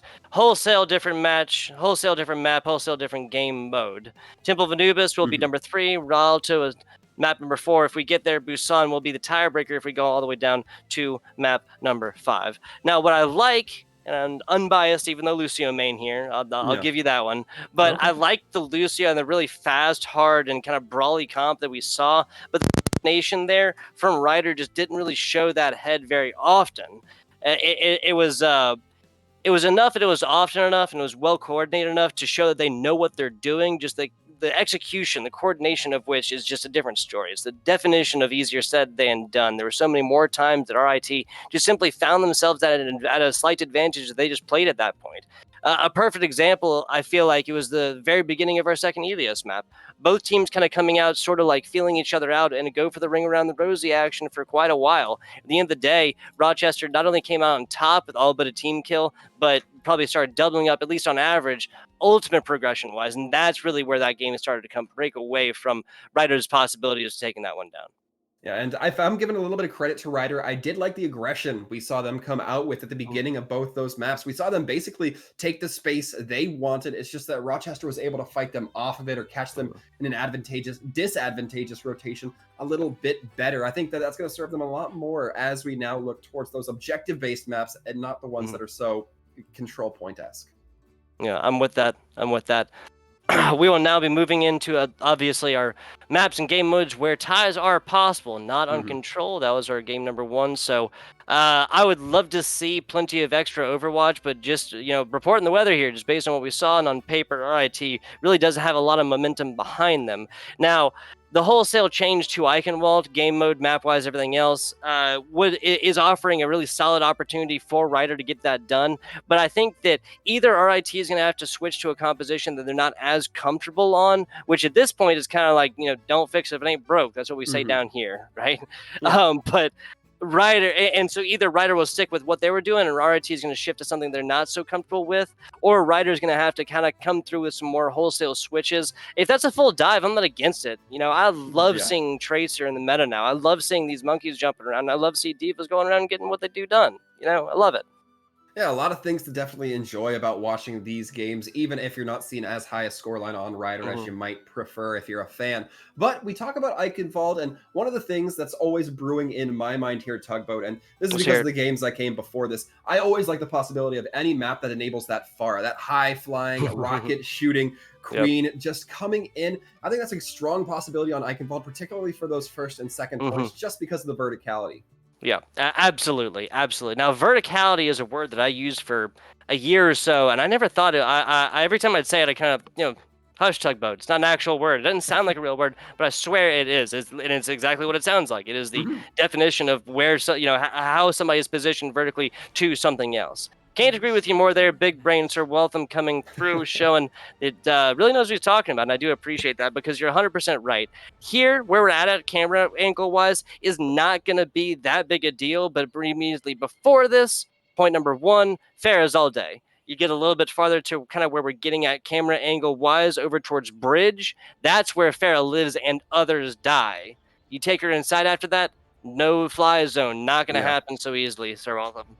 Yeah, if you're going to be looking for those explosive characters on that indoor-style map, or the indoor-style phase 3, you're going to be looking towards that Junkrat, something that's a little bit more comfortable playing claustrophobically, but I suppose before we get too anxious about, the second and third point here, Tug, you always got to worry about that first. You always got to get the payload moving before it can reach its destination. Yeah, no, that's fair. Got to open this one up, and another thing that's simply easier said than done. Reinhardt's, Zarya's, present on both sides of the team, or both sides. No need to add words in after there. Little Anna action coming in from Ryan over at Ryder University. Ryder on the right. Not against that at all. We did not see Anna being played whatsoever. So outside of Baptiste, the only healer we have not seen played from Elios now into Eichenwald. Let's get it going. Let's hear the action. Yeah, Ryder going to be first on the attack here. They're trying to lean in here, but these chokes can definitely slow a team down. It looks like Ryder not being too cocksure and trying to push through here. We see Since trying to seek out anybody to hit with that projected barrier. Looks like the may have absorbed it instead of the intended Reinhardt, but Essel just creeping on high, knowing that this team taking longer to get through points only going to serve the defense better. A nice May wall coming in from Ryder doesn't serve too much as the damage has already been done, and once again, Blue Jay lighting up the kill feed. Yeah, so different color teams now, same kind of results. That is going to get us our team kill bell. It's a rewarding sound, and I do love it. Ranger down. Switching on over to that mid-range sniper. We're going to have Grab Dragon combinations of their own, and with no Zenyatta on the side of RIT, they'll have to rely on the healing from ZP Link, the more invulnerability field, and the sound barrier. Headshots. Oh, not a headshot, excuse me. Yeah, just a little bit of fan to hammer there as now Rochester again looking strong on these engagements, take down both the tanks, meaning that now there's nothing to keep Ryder from just taking a walloping as this Anna's caught in a little bit of a corner. Yeah, don't put Blue Jay in a corner. I think that's that's the quote or whatever else that we can use on that one. Really showing up, showing why he's running that Zarya so well. Just looking at ultimates, he's got his since Vince not even halfway. Still going to be a ways off from that ultimate, but still going to have an opportunity to build up quite a bit. We are only about 2 minutes into this. Essel has to use that Wraith form to get out, just buying themselves a little bit of time. However, gets above the tanks and just now drills into them. And the Transcendence going to be coming out from Soggy, but it doesn't save Ryan coming through that Ana. Going to be taken down with the amplification field, and now Rider University buying themselves a little bit of room here, especially with Ranger on this Hanzo, trying to wing some arrows, lands onto ZP Link. A lot of healing taken away from this team, and Rochester might start to be in a very weak position. I gotta say, terrible moves from ZP Link. This is a Rochester Institute Technology squad that's been playing very, very well, but with the only other source of healing in actual as the Zenya, as Lucio. Oh no! That was almost it. It was the Death Blossom coming through, but Essel not going to quite be able to make it count as the point was already capped. Still going on here as well. RIT in the blue. Not even a single... Okay, yeah, excuse me. This was... that was kind of up in the air. That could have gone either way, I really feel like. I did love what the Essel Reaper came in and did, so dropping that did take down 2. It very obviously took Ryder off, off center, off kill tree. They were not expecting that. A little bit off momentum there, if you will. Now Blue Jay going to be looking to get an early kill onto Rider University, building up quite a bit of ultimates as they get pushed back. Oh, I'm dropping things all over the place over here. It's a little Zarya on Zarya action. Do love to see that at the beginning of this team fight off. And now we'll be seeing the Nano go on to Gallantry, who as soon as that Nano wears off just gets burned down, goes for an aggressive charge, not able to find it. And Blue Jay not letting anybody get away. Essel even shaking their heads. No, there is no reprieve for this Rider team. You will not go so quietly into the night if Essel has anything to say about it, given the prolific shaking of the head, the wagging of the finger, just with the head there. Love to see it. Love to see it. A lot of ultimates on board for everybody. Well, we got 9 on board right now. 5, 3, 4. No, yeah, 9 total. Chocobo and Essel not too far away. But the simple fact of neither of them having any DPS ultimates is a little bit pensive for me. Well, Rochester's not going to need those DPS ultimates if Ryder just manages to lose their Zenyatta early on and then follow it up with a kill onto Ranger. Great opportunity here as Rochester continues to just lean in. An Earthshatter that goes straight into the shield. You're going to be kicking yourself a little bit if you're Gallantry. That was as big as a billboard and as obvious as one as well. Not a fantastic shatter. Now, Gallantry might have been just jumping that with the idea of switching, but yeah, that's not going to happen. And with a Zarya that has ultimate up as well, can't imagine that the Reinhardt change would have really come in. Gotta call it like we see it. We're weathermen here, so Waltham is not a good shatter.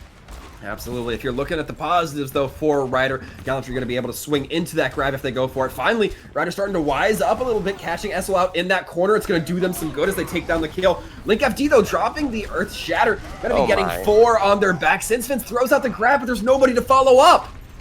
Wow. Wholesale W's here. Little bit of a different story, shatter-wise. Not going to be too negative on that one. They did take everything in a bag of chips with a single ultimate as well. Rider University on the other side, dropped the grab and the shatter, unfortunately. So now they'll be rocking with DPS ultimates and support ultimates for the time being. Essel's now at 100. Dragons right down the middle. No grab necessary for this one. Yeah, no grab necessary or even invested. It's going to be the sound barrier coming in from RIT and the amplification field coming online. We see Choco Man trying to keep eyes on the back, trying to make sure that McCree doesn't find too much. Choco Man now continuing to lean ahead, has that high noon. Not going to be looking to drop it, though, as it is just the tanks for Ryder. We're trying to maintain some sort of presence. That could have gone very, very well. Reaper obviously will be getting his health back based on shots and damage that he does. A little bit, no nano boost on the Reinhardt and a little bit more time health between the two of these. We might have seen a different story there, we'll say. Yeah, certainly always that potential to come through. Now Ryder going to be getting aggressive onto this cart once again. Gallantry has that Earth Shadow. They're going to be going for a different time. The shield already quite worn down, though. Doesn't quite have the bearing of their team to rain down the pain onto the opponents. And this is kind of the Essel special that we've been seeing so far. Just cue Jaws music, right? Yeah, and waiting for the moment anybody stops paying attention. Yep, and it's fantastic that Rochester Institute Technology doesn't even need... Okay. I was going to say, yeah, they don't even need SL really involved with those kills, even coming into this. Everything in a bag of chips awarded to the side of RIT. No SL necessary. Dragon's out early? It's going to have to be something to try to get the touch, but I Rider lost track University of time, yeah. can't quite get there. It's a rough spot if you're on that team. Rocking a hard place indeed. Rocking a hard place indeed. Got, what, yeah, 35 meters or so past first point. Obviously, getting first point is the name of the game. They're not getting shut out in the same way that they did in the control. Again, they failed to put up a point here. They're playing markedly better here in game number 2 with Sir Waltham. They certainly are looking a bit heads over their previous performance on Ilios. They're getting some progress. They're getting some points on the board, which is significant, but this is not exactly the prime position you'd like to be in going into Eichenwald on defense. Sir. What I want to see is a little fair action. You mentioned it. I would love to see that, especially on offense for a Rochester Institute of Technology squad that has got to feel real good here. They have a lot of time to play with, a lot of, like, it's not going to be easy. Ryder definitely won't just fork this one over, but again, they have a little bit of time and like to kind of play with and see what works, right? And if you have that time, kind of like, why not go for it, right? Oh, absolutely have Try to out new agree. things in a more higher skill, like higher tier, really competitive environment. Yeah, definitely. I think the Pharah, a good opportunity here. And again, you still have a ton of time to use like currency that if it doesn't work, you still get a couple more minutes. Yeah.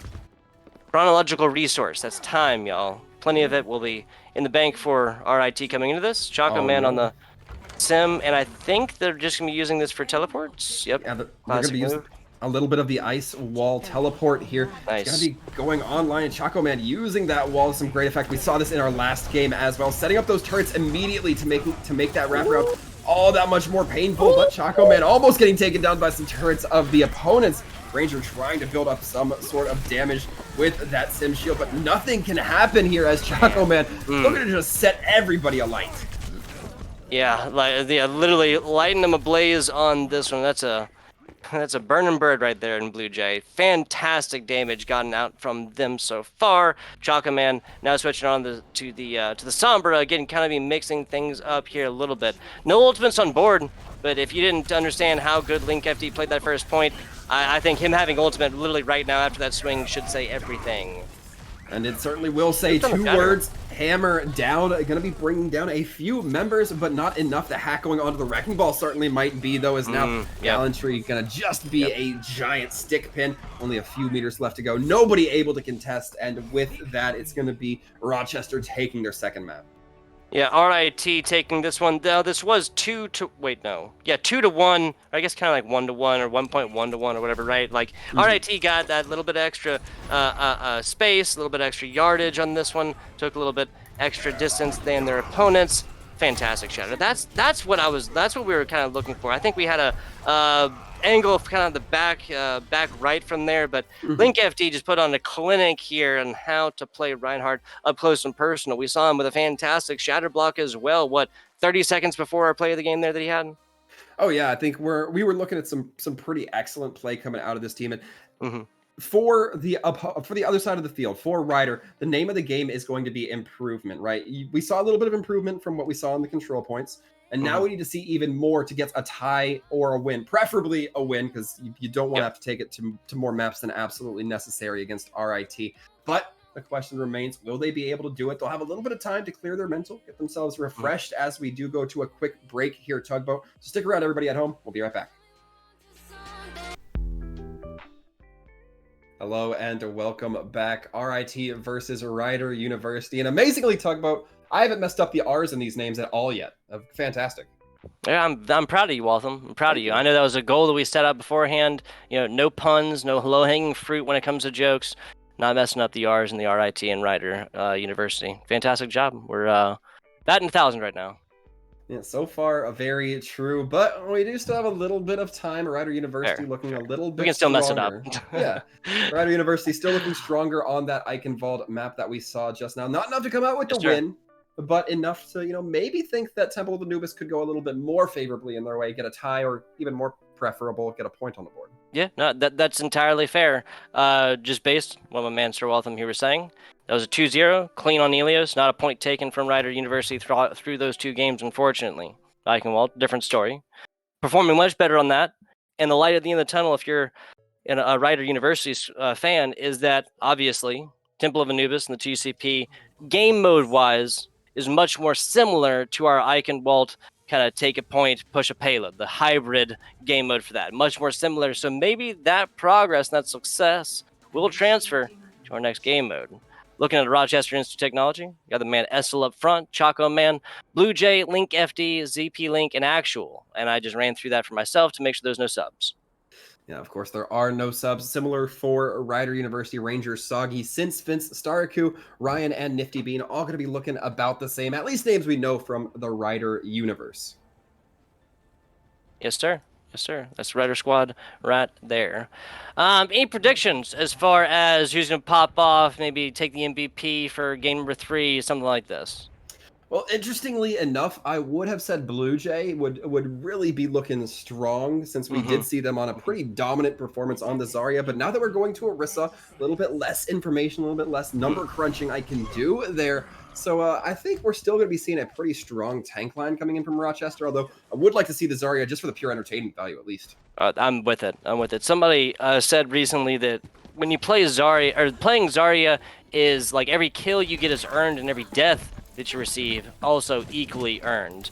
Mispositions, aggressive play, both punished or rewarded based on your individual performance in many different ways. Now, I was fraught to mention this one yet, but Rider University coming out with the Ranger Soggy duo sniper composition. I could see this working. We talked earlier about how we kind of needed a wholesale switch in like strategy and overall game think. That might be what they need. Certainly going to be shades of Junkertown here as these double snipers come to fruition. It's going to be Rochester trying to hold firm, but Saki just taking the head off of Essel. Essel standing still for just a moment. Looks like they may have gotten caught in their own trap, if that were possible. And now Rochester has to be in a very difficult spot where they have to rotate, but not expose themselves to this Widow. Soggy kind of still putting the hurt down, although they do get pressured down by Choco Man a little bit, who again turns their attention to Ranger. Yeah, so Ranger falling there. The defensive players will be back here soon. Yeah, this is Essel who we're looking at right now. Unfortunately, doesn't get the first grapple, but now he's going to be back here very soon. Widow on Widow, and Essel takes the top off of Soggy. Man's got a future as a barber. Yeah, going to be getting the kill onto the Winston as well. Coming back off the Junkrat immediately onto the Widowmaker, looking very good. It's going to have to be Nifty Bean trying to stay alive, but you can only do so much as a Valkyrie Mercy when you are the center of attention. Now Ranger going to be that center. Yeah, rock and a hard play situations for any Mercy who's pulled Valk beforehand. What we're looking at is Essel, the only player in Rochester Institute of Technology that does not have Willing Ultimate as of right now. 5 up for them right now. Oh, Soggy gonna win the next Widow battle. Yeah, and no res available from Actuals. They did just go for a res on their other teammate. Choco Man now gonna have to do a little bit of the damage all by themselves. Blue Jay dangerously low. Almost gets healed up, but Ranger there with the Hanzo quick strike arrows to make sure that that Orisa stays in the ground. And now Rider University has a chance to break towards that point, but the amplification field going to make things a little bit difficult. Now Choco Man heard me talking about the want for Azaria. Looks like they're going to be the ones to bring it as they drop a grab, locking it down Staraku. And a return Dragons coming in from this attacking team just to buy a little bit of space. Yeah, so definitely worthwhile until, of course, Rider University does lose their Brig. Essel winning this Widow 1v1 again, and maybe just pauses there for a little bit of clip action, who knows. Now turning attention down bottom, and I'm the color commentator, sorry. No problem. As now we look ahead, Rider just trying to get out of there in as much safety as possible, but Essel just keeps pulling heads. Wow, yeah, it really does. Straight headhunter right here. Finding a lot of value from it so far. That's not something you see every day. Actual channeling their inner, excuse me, actual channeling their inner Essel, finding headshots of their own. Beautiful stuff. Not quite crept up in the corner as we're used to seeing Essel, but a good enough impression, I'll say. Essel not quite catching out Ranger. Another sneaky kill coming in. Rider University has a little bit of momentum that they can really make this advantage work for them. We see the tanks immediately trying to dive onto high while Ranger takes the low. And the Baptiste taken down too is a great opportunity. It's going to be the Echo taking down the McCree, equalizing things just a little bit. So Ranger comes in, gets a lot of value. Now the res is there, but the rest of Rider University just simply not there to kind of back up their point man on that, like the person who's literally getting things going. Now, I believe this will be enough. No, Essel keeps the dream alive for that squad, and then everything just aerial hellfire just raining down upon him. Nothing you can do against as a solo Widow against 3 tanks. Oh, in a very dangerous position to be here. When you get that minefield dropped right on you, bopped around in any direction you like. Blue Jay still looking to make a name for themselves on this tank role. Gonna be forcing that Mercy in a very uncomfortable position as the res comes through, and it looks like RIT has the opportunity to stabilize.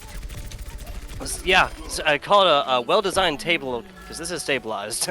That was about as good as it gets, literally. Wow. Rider University has a lot of advantage here. Again, weatherman, commentators, whatever else, we have an obligation to call this as we see it. Rider University, whenever they took an offensive advantage there, they did not play it. Ranger got everything done down bottom with the flashbang, fan the hammer onto the second main support character, that Baptiste on the other side. Nothing following it up. They just allowed a ball and a Echo to come down there and just absolutely waste him out quickly and take any advantages they take from the 6-5 temporarily, puts it all the way down to a 5-5, and allow those other 2 players to really just kind of consolidate. It's almost like that was a rallying cry, the loss of their Baptiste, and after which RIT just came forth, put up that red wall, and shut down what Rider University was trying to get done. Yeah, Rider University feeling much more like 6 players with a one-tracked mind rather than a team with a one-tracked mind. They'll set up these good individual plays, but then just because there's not that communication, nobody's there to follow up. Well, I hear you. Got to call it like we see it, and that's 100% true. Looking at defensive compositions, I am not against this Baptiste whatsoever. This is going to be a lot of long-range damage. In fact, the only player really here that's going to be able to get anything done close range in big, significant fashion is Sense Vince. Nifty being obviously onto the Mercy, that's not going to be their point of focus. But everybody else here, Ranger on the Baptiste, Soggy on the Widow, Mr. Ryan over here on the Baptiste, also longer range shot, or Bastion, that was what Ranger is on. And then Saraku, obviously, Orisa, longer range shot capabilities as well. Very curious as to the Zarya pick on Sense Vince. You think a Sigma might be a little bit more preferable, gives you a little bit more shield. I'm with that. Already the points being taken, and Soggy gets a nice kill onto Essel. It's going to be a great start there. Blue Jay dives a little bit aggressively, gets torn up for their efforts, and Soggy has to choose between backing up or fighting that monkey. They choose to just take a backstep. Yeah, what's the joke about a 500-pound gorilla, like where a 500-pound gorilla sleeps or sits or whatever? That's going to be this Widow learning that lesson the hard way. 'Cause the answer is anywhere, really. This is a very well like divided Rider University squad so far. And so far, like by Rochester. The 1 kill going to be going out on to Soggy's Widowmaker. You're going to be able to play from a little bit farther back once you get regrouped, but it's going to be difficult for anybody on the offensive team to pierce this. They're just going to try to take some point presence, perhaps force a repossession to come out of a Rider. Doesn't seem to be too successful, though, as the shots are coming in. They're hitting, but they're not dealing enough damage. Yeah, so they've got the hard cover, they got the soft cover, they got healing and more. That's a nasty purple against them. Rangers gotta know that. The charge comes in. Link FD just tucks the head, gets the tackle all the way in there, and takes it to the house. Any more football references you want to put? I saw that too, Link FD. You got that ground good, my friend. Field goal, I guess, as now it looks like RIT going to be taking their 3rd win. The cohesion between that team, they got the Reinhardt to go for the pin as the Matrix was coming up from Blue Jay. Excellent execution there, gets the Bastion, and from there, it's game over. Yeah, their anchor thing keeping them chained to the reality of this defensive hold was 148. That is just heartbreaking. I've been on both sides of that. I've been the Mercy trying to keep the Bastion alive. I've been the Bastion. I've been the Reinhardt coming in. I know he's got a kind of shaky hands coming into that one at 148, staring down not 1 but 6 barrels of a Bastion and turret formation. Now, pulling ultimate out, that might have been a deal. Obviously, that would have been the shots on that do get a little bit of CC, not a whole lot, but I believe it's 125 per shot on the Bastion. I think 100% sure. I think it's a little bit more severe than that. I'm pretty sure it can one-shot a lot of squishies. I think somewhere around that ballpark, but I need to answer this, actually. Go ahead. Either way, it's going to be looking dominant from RIT, who come out in a 3-0 sweep in their opponents over Rider University. Try as they might with that Bastion defense, just not going to be able to pull it off. Not going to be the saving goodness. Bastion from them this time around. However, folks, FBI, did you get an answer for us, by the way? No, you can't find that information online anywhere. Nope, not. It's a mystery then. I thought it was 125, 130, something like this. Obviously, with splash damage capabilities up to 205. I don't know why, but I could have sworn that. I don't know why, but I could have sworn that individual shots were not one hits anymore. But hey, oh well. What does FBI tugboat know? Well, we're learning more every day. Is the opportunity I'll take to That's fair. advertise that. But as we look towards the other side of this break, folks, we will be hopping in with a little bit of an interview for those of you at home. So stick around. We'll have one of the members of RIT come in, answer a few questions. Yes, sir. Yes, sir. We take winners only in our interviews. We'll be back with you guys in just a second. And as promised and hand delivered to all you folks at home, we did manage to wrangle Actual from RIT, Rochester Institute of Tech, in here with us. So Actual, hello and welcome and congratulations, perhaps most importantly. Thank you, and thanks for having me. Of course.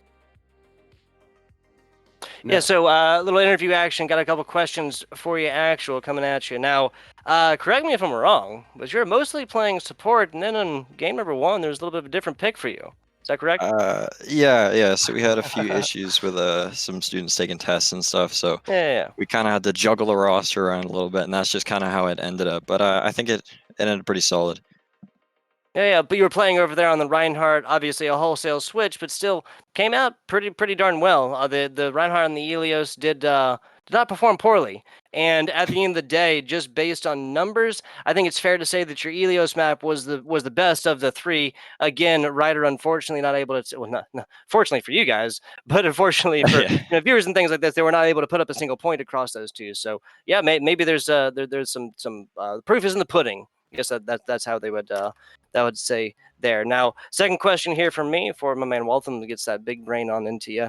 Who do you feel like on the RIT squad? And you can't answer as yourself, but who do you feel like really performed best across these 3 games? Oh man, normally I would say myself, but as they know me. But I gotta say, I don't know about this game in particular, but you know what? Definitely this game and across all games, I gotta give a shout out to my fellow support. ZP Link there. He's cracked. He's crazy.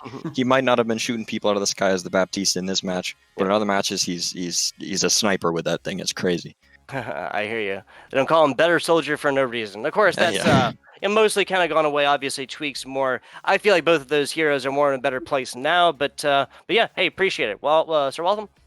Yeah, so the first question I had to ask that you kind of already hinted to is, was this a normal day for you as far as your preparation for this team here in Ryder, or was there any special kind of prep you went, barring the whole having to switch roles thing? Shoot. Yeah, aside from that whole role debacle at the very beginning, I think it was a very standard, standard kind of procedure.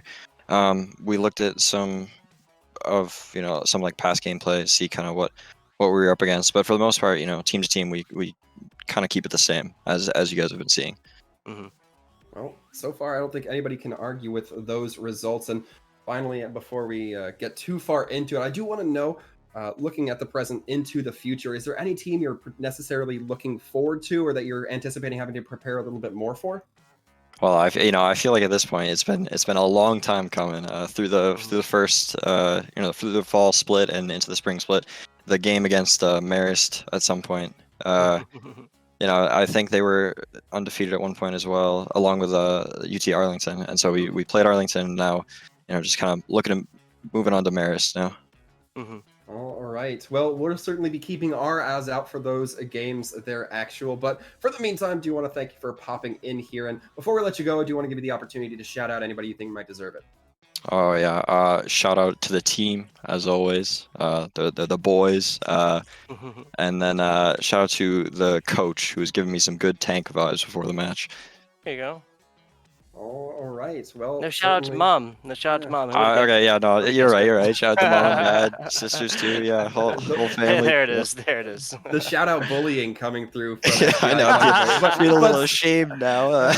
It's just how we do it sometimes. But in all seriousness, Actual, thank you very much for hopping in here, answering a few of our questions. And once again, in case you haven't heard it enough, congratulations. Yeah, thanks for having me again. Sure. Of course. And with that, Tugboat, we are about ready to wrap things up here. RIT versus Rider University coming to a close. It's been a fantastic game. And of course, always a good time casting with you, my friend. Yeah, absolutely. Absolutely. Again, what Sir Walton was saying, unfortunately, that's it from me. Giving me the boot. The 9 o'clock matches will be covered by a different color commentator, but you still have the golden-throated Sir Waltham over here bringing you through this action, fiery play-by-play, and more. And then there'll be another different one for the 10:30 game as well, right? Like, you're all the way through. You're a rock here. You're a statue. I'm solid. I believe that the next caster will be for the 2 maps, which we do have. Gotcha. Is going to be Quinnipiac versus St. Peter's for our, I guess that'd be 8:30 Eastern time. I have to do some kind of time conversions on the fly. And then Niagara versus UT Arlington, one of those very dominant teams that we've been seeing, is going to be our final matchup of the night. So definitely don't miss that if you're at home. We'll catch you then. Absolutely. Yeah, big money there. I want to give a shout out again. If you liked what you heard here, FBI Tugboat on Twitter, you can find it at FBI_Tugboat. I want to give a shout out to our producer again, as I'm dropping everything again. Don't know how I do this that often. Again, that's a man, Sir Will English at Will English IV. It's like for the Roman numeral 4. Appreciate him and producing and making our job desk casters just so much easier. Now, Sir Waltham, again, you'll have him for a while here, but there's no reason to wait. Just go follow him right now at Sir Waltham SIRWALTHAM. Did I spell that right, sir? Yep, right at the bottom below my name. You can see it if you're bad with spelling, like myself or Tugboat are. You can check them down below us. But until next time, folks, we hope to see you again next week. Tugboat, I certainly hope to see you next week. But until then, take care, everybody. We'll see you on the other side of the break. Hello and welcome back for our 3rd match of the night here. St. Peter's versus Quinnipiac. Back in EGF here. Ready to take the action for you. And I mean, we're back at the helm, a little bit of a new casting talent here, but we're ready at it nonetheless. Yeah, I'm glad to hop on over. Was doing play-by-play over with Jag for a little while, but I felt like I needed to share the love. So hopping on over here, but excited to see St. Peter's and Quinnipiac face off here because they're both teams that are sitting in a very contested place on the scoreboard. St. Peter's is currently in 4th, but they share that place with Wichita State and CU Boulder, who both play tonight as well.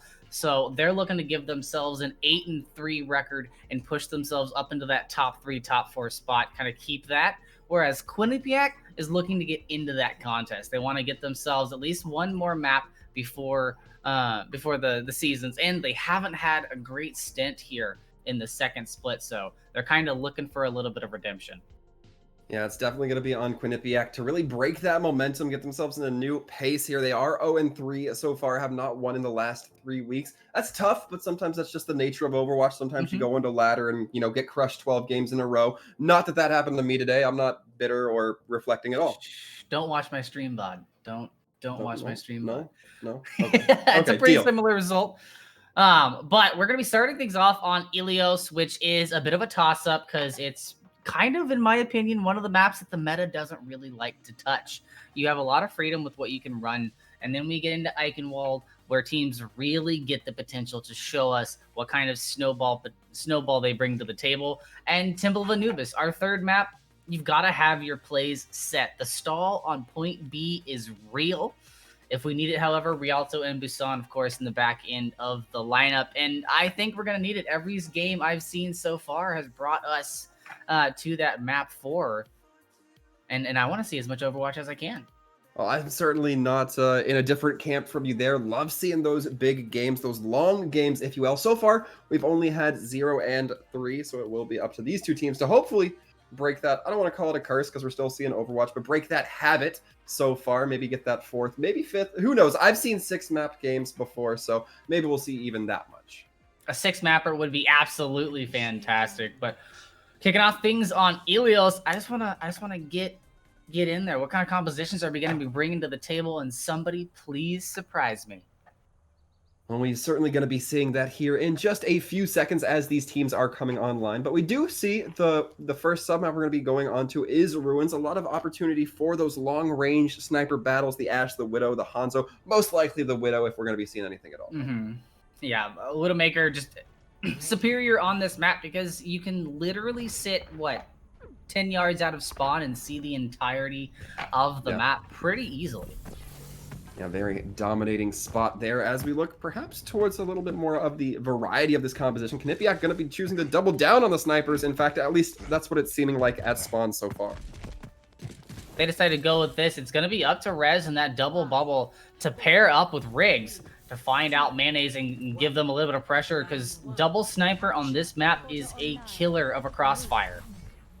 Certainly will be as we see St. Peter's ready to roll out, looking to get that early positioning. Riggs going to be going out with the Sombra just a little bit faster than the rest of their team. And now we see Mayonnaise taking position high on one of the namesake Ruins here on Ilios, and initially not landing too many shots, not getting too many openings. A body into the Zarya, not going to be netting too much. A nice hack onto Corey Trevor means that they can't project, they can't self-shield. Going to be a good opportunity there. However, no kills going in the immediate for either of these teams. Just trying to keep it a little bit conservative here.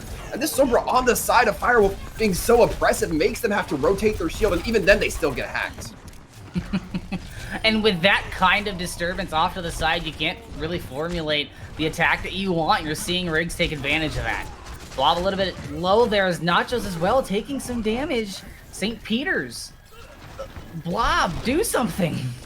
Blob certainly going to be looking to do something as now St. Peter's looking to push very far forward. We see Riggs getting set up in a position here that allows for the drop down and the hack onto a later target.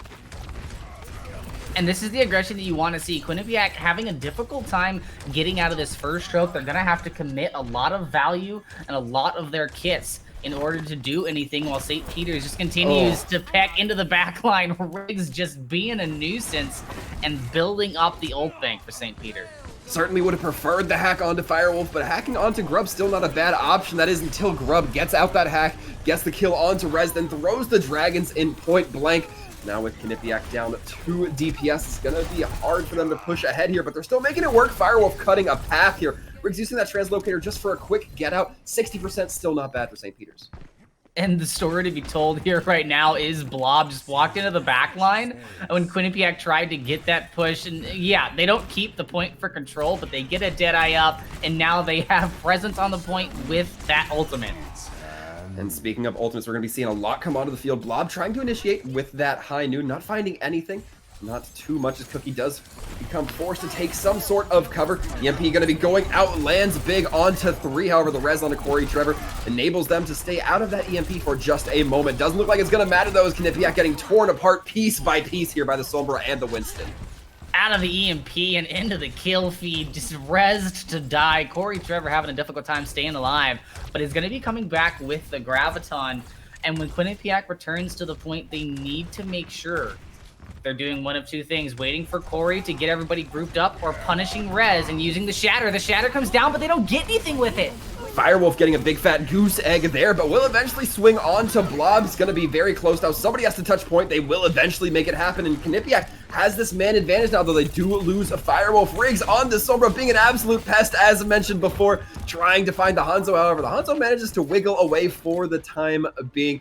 Now we're looking here. Nice anti-nade coming in from Sellout Squad just to try to hold it down a little bit more. St. Peter's just needs to clear it off. The shot's not quite able to land on the Rez. Losing that Winston would be fatal if Blob wasn't there to help recover.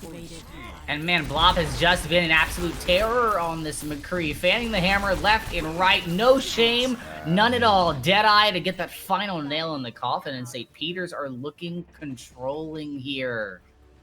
They certainly are. And you definitely don't have to worry about Blob's revolver overheating, because he's definitely fanning that thing to high heaven, making sure it's getting a lot of air circulation in there. But now we're going to take a little bit of a different look, go on to well, where perhaps the geometry provides a different play. Very possible that we see the aerial hero here. A lot of echoes been popping up in our games here at the EGFC. Wouldn't be surprised to see either team take to that mantle. As far as Quinnipiac goes, you might be a little bit less inclined to do so with the show that Blob just put on. Looks like Mayonnaise is going to be going for that mirror matchup on the DPS, seeing if they can out McCree Blob. They're the big story here for me is going to be Firewolf on this Orisa.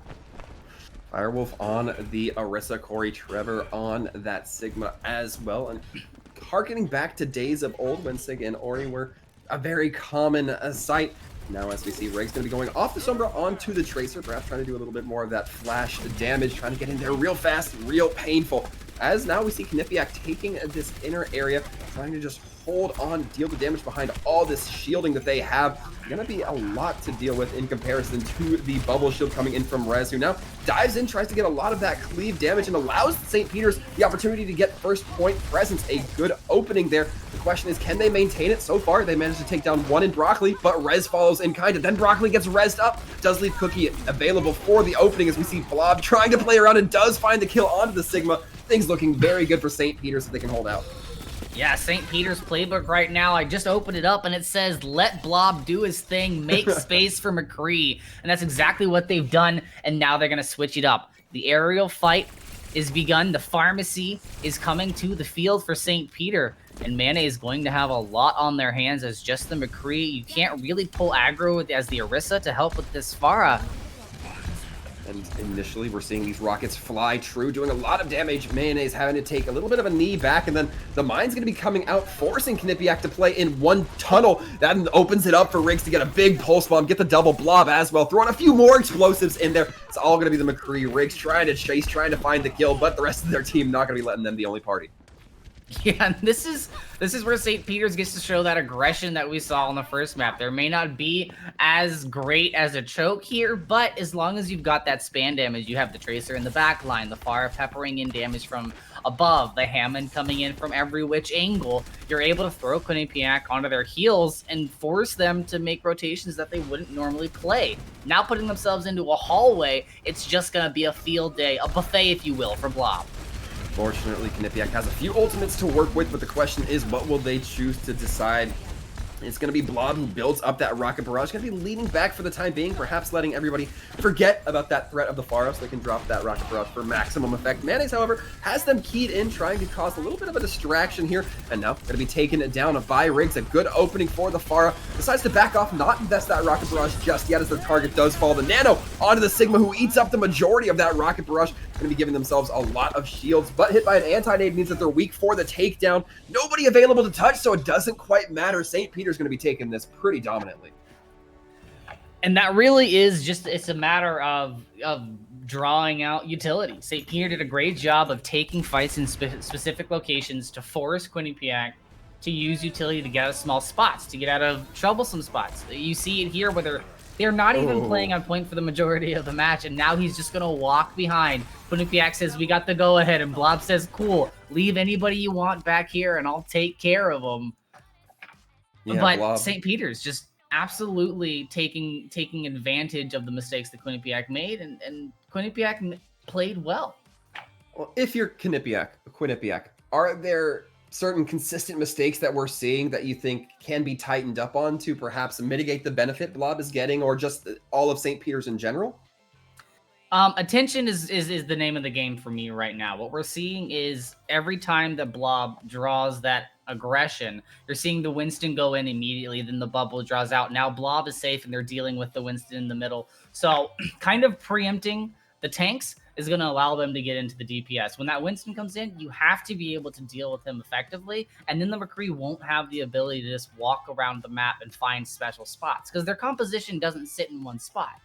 So you have to be able to make sure that the main tank, that Winston, completely out of the picture, track down the Hammond, and then you know where the McCree is going to be, because he's just staying protected by those tanks at a range and peppering in damage, and that's what's allowing Blob to just go crazy. And Knipiak, we're looking to make a good tempo for themselves going into these maps, but on Ilios, it's just not going to happen for them. Now St. Peter's up one map, and things are going to be looking pretty good for them as we do look towards our next map, which is Eichenwald. Do you think we still see the McCree get as much benefit here? On Eichenwald, McCree's a little bit more of a stretch. I would expect to see Hanzo, maybe that soldier again. If you really want to stretch it, you can bring the Ashe to the table. But it depends on how they want to play it. I'd like to see the Echo. I think the 1-2 punch of the Echo and the Hammond are an absolute terror right now.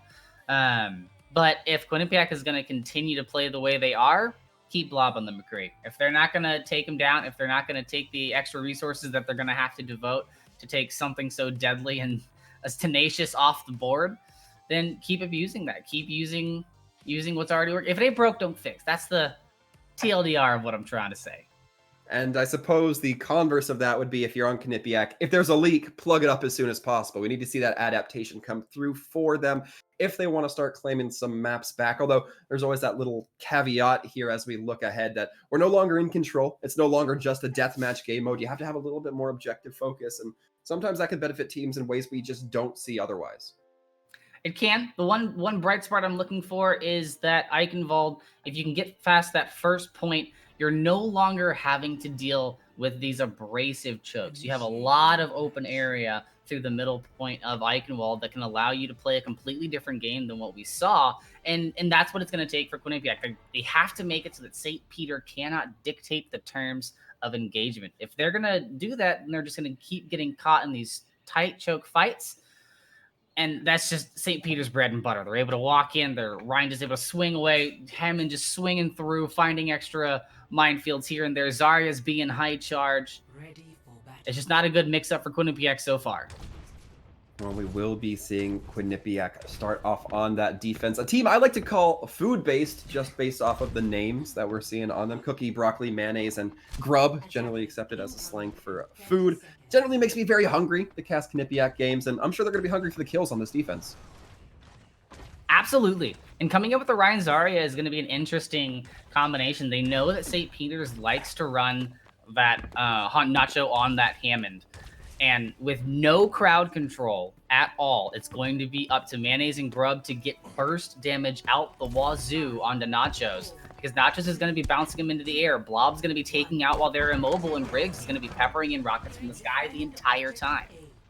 A lot of things you have to focus on if you're this defensive squad, but we're going to see it start off right about now. Nacho's looking to immediately wrap around with the Wrecking Ball, or at least attempting to go for that. Instead, just going to be riding high, cruising over that bridge, buying themselves and their team a little bit of space, bullying around the opposing team as Wrecking Balls are wont to do. We see Blob taking on this bridge, just continuing to try to find these shots. A good pile driver coming in, builds Nachos' minefield up quite a bit. A dangerous anti-nade onto Firewolf means that if they keep swinging, they keep dying. No healing available to them.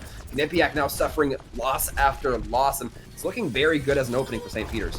Oh, very good indeed. I just want to highlight Nachos. That initial pile driver, he wasn't swinging. He didn't bounce off of the payload. He bounced off of the Reinhardt for that pile drive. Was able to find the knock up into the air.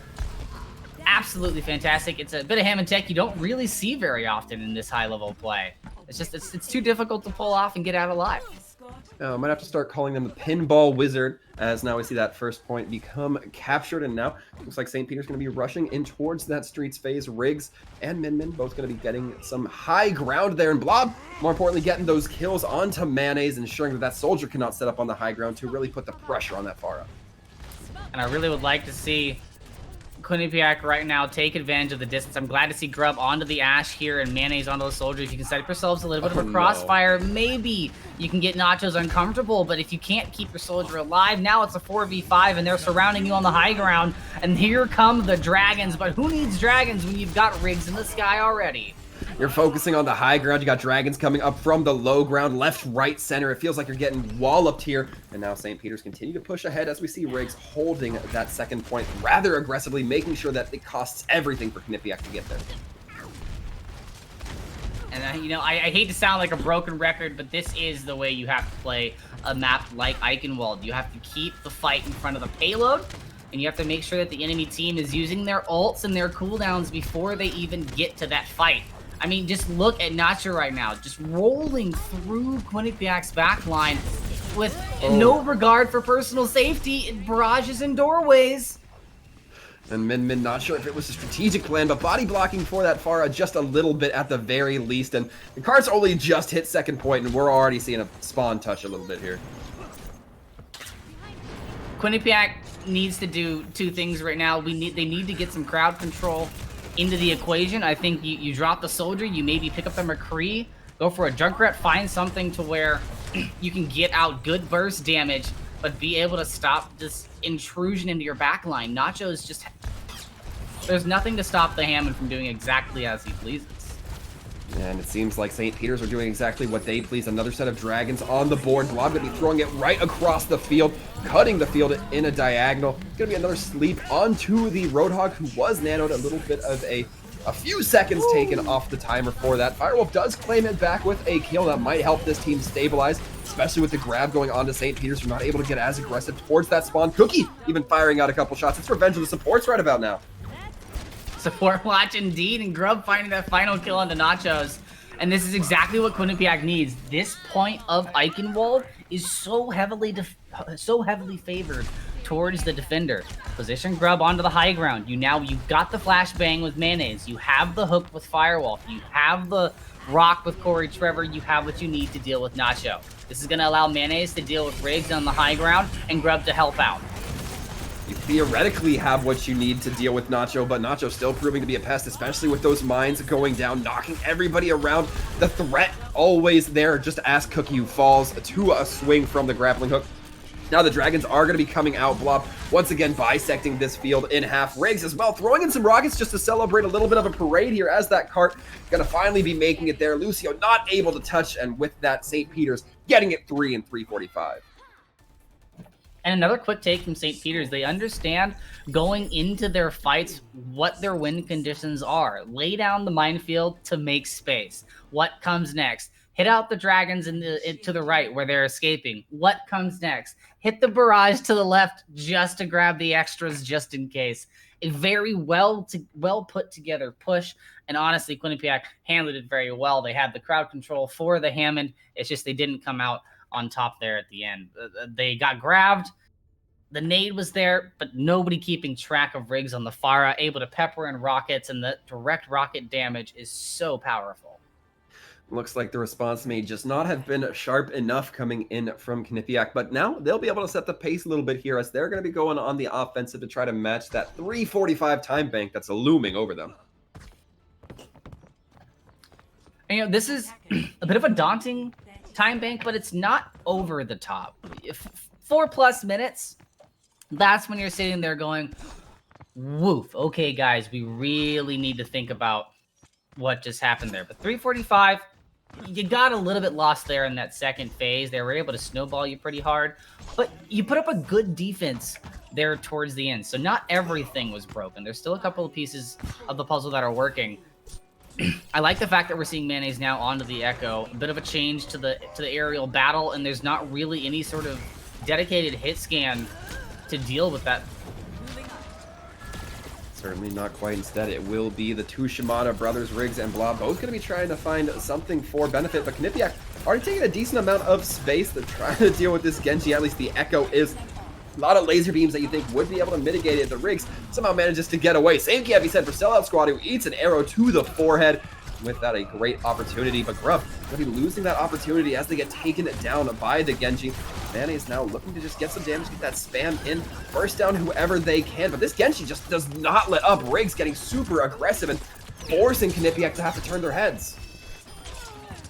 And a bit of a change of pace here for St. Peter's University, where they went from a kind of malleable team that was flowing around to a hard-stuck defensive force here. Definitely looking good for them so far as we see Corey Trevor just trying to play these corners, trying to play very cautiously, but Nacho's not giving them a whole lot of space. In fact, we're going to be seeing the Gravitic Flux making sure that they stay in all the space that they have right now, keep them nice and happy right there. It's going to be the Reinhardt separated off from the rest of their team, but it's going to be the Nano that keeps them alive. Firewolf able to be surviving for just a brief moment. Swings heavy with that Nano boost in their pocket. Now the grab coming online. Grub going to be having the Dragons, doesn't choose to throw it in combination with the grab. A little bit wise considering Min Min does throw out the Transcendence. However, it looks like Quinnipiac starting to get some progress here. Baby Diva gets taken down. Riggs bringing out the blade, cuts one, makes it a second as well. Can't quite find the third before it ends though. Oh, and the hammer down to take Riggs out of the equation, but he's able to climb the corner and get out as well. This Genji putting on a bit of a masterclass as the DPS from St. Peter's keep it alive. Blob saving the day with that. Wow, that was ridiculous. The Wrecking Ball eating the pin so the Doomfist doesn't have to.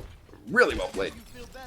Absolutely fantastic there at the very end. And Quinnipiac coming into this next situation, they've got a bit of a staggered win condition. If they can get the Dragons into a good spot, that would be fine. But you have the time to build up another ultimate. Use this Echo duplicate on this Genji and get something done. The question is, can Mayonnaise find the benefit with the Dragon Blade as it comes online? The self-destruct takes down Firewolf. A little bit of a front line lacking here now from Quinnipiac. Does get rezzed up, though. That means the Mercy not going to be able to heal the rest of their team. Brings down Broccoli and brings down Grub because of it. The Focusing Beam trying to take down that Wrecking Ball. Now the Doomfist searching for their next query. They can't quite find it. Instead, it's going to be Riggs who locates their target, but nobody on the point. Means that it's given over to Quinnipiac. And this is a bit of a good take for Quinnipiac. You know, you're gonna take what you can get. Blob has just been running around in your back line with this Hammond and with this Genji, having an absolute festival of a time. Luckily, he was having a little bit too much fun. Not on the point for the defense.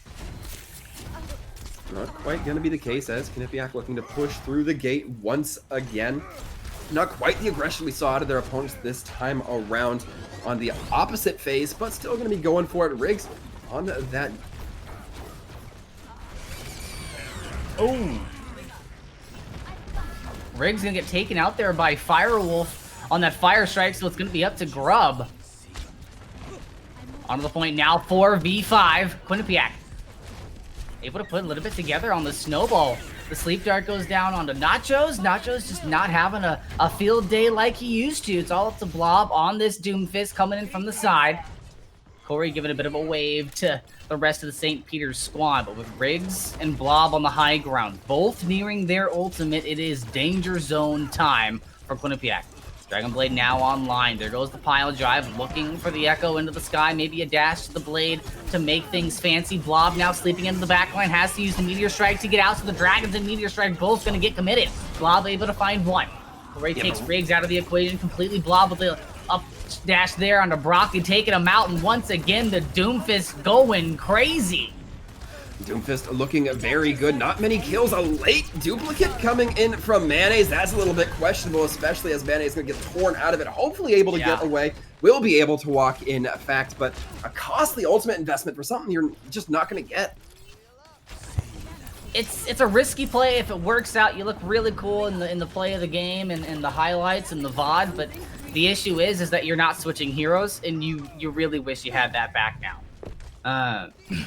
Coming into it, you're going up against Riggs where you can't really get too, you can't be too far away, and Blob where if you get too close is able to punch, and a big punch indeed. Meteor Strike to start it off. It's the Guardian Angel coming in from Cookie, barely able to keep them away for the time being, but Nachos there to close the distance. Very fast heroes on the side of St. Peter's are really showing their strengths here. As well, the Minefield going to make it all that much harder for Quinnipiac to get anywhere close towards that choke. Just that Echo riding high in the sky, but Nachos has that hit scan to deal with it. And Quinnipiac has all the pieces that they need, and they've done it all in isolated spots. Whether it's the Hammond coming in and then getting the sleep and focusing him down. Blob getting into the back line and the Sleep Dart coming through.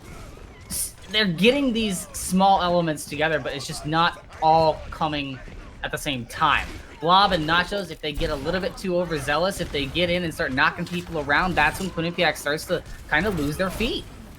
Yeah, speaking of one piece together at a time, we did see that Wrecking Ball go down. Nachos taken out early in this fight, but it looks like the reinforcements just weren't there. They couldn't lean into it enough. And now because this Blob able to get some momentum rolling here with their cooldowns, with their abilities, but the respawns as well coming in from Quinnipiac. Corey Trevor throws in the grab while Nanoed able to take down Rez, so a decent opening. And now with the Widowmaker gone, that Echo can feel a little bit more free into the air. Quinnipiac still really struggling to get the cart beyond this bridge as the Wrecking Ball's gonna get away, not gonna be fed back to the respawns. And that's what I'm talking about, putting it all together. Grub was able to zone out the Hammond, then flash the Doomfist, take care of that as well. They let Mayonnaise get up into the face of Riggs, take care of that long-range sight, and Corey walking down the middle with the Graviton. Oh, Riggs, come on, give him a chance! It's going to be the Rez going on to Cookie, but they trade their life for that McCree. The High Noon comes online, the Graviton into the Meteor Strike. You like seeing it in that fashion. Blob hit with an Antonade, not going to be too bothered about it since the damage just ain't quite there. Zarya goes into the drink, Ana gets met with a punch, and what else do you have to say but St. Peter's wins? I don't.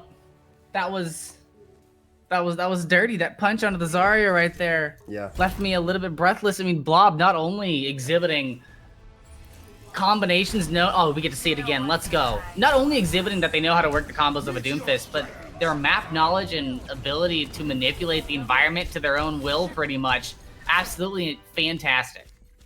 Yeah, I mean, if you're going to play Doomfist, you have to know the environment. You have to know how your cooldowns interact with each other. And I think we're getting a pretty good masterclass from Blob on those aspects. I mean, I don't think there's been too much. I mean, you mentioned it before, Knipiak had the pieces to really deal with that Doomfist, but whether through their fault or their opponents, they just weren't quite able to have that focus and capitalize when those pieces showed themselves. They haven't, and I talked very briefly at the beginning about the mentality of the game, like the mental portion. You know, the hey guys, we're doing great, or can somebody please kill this Doomfist?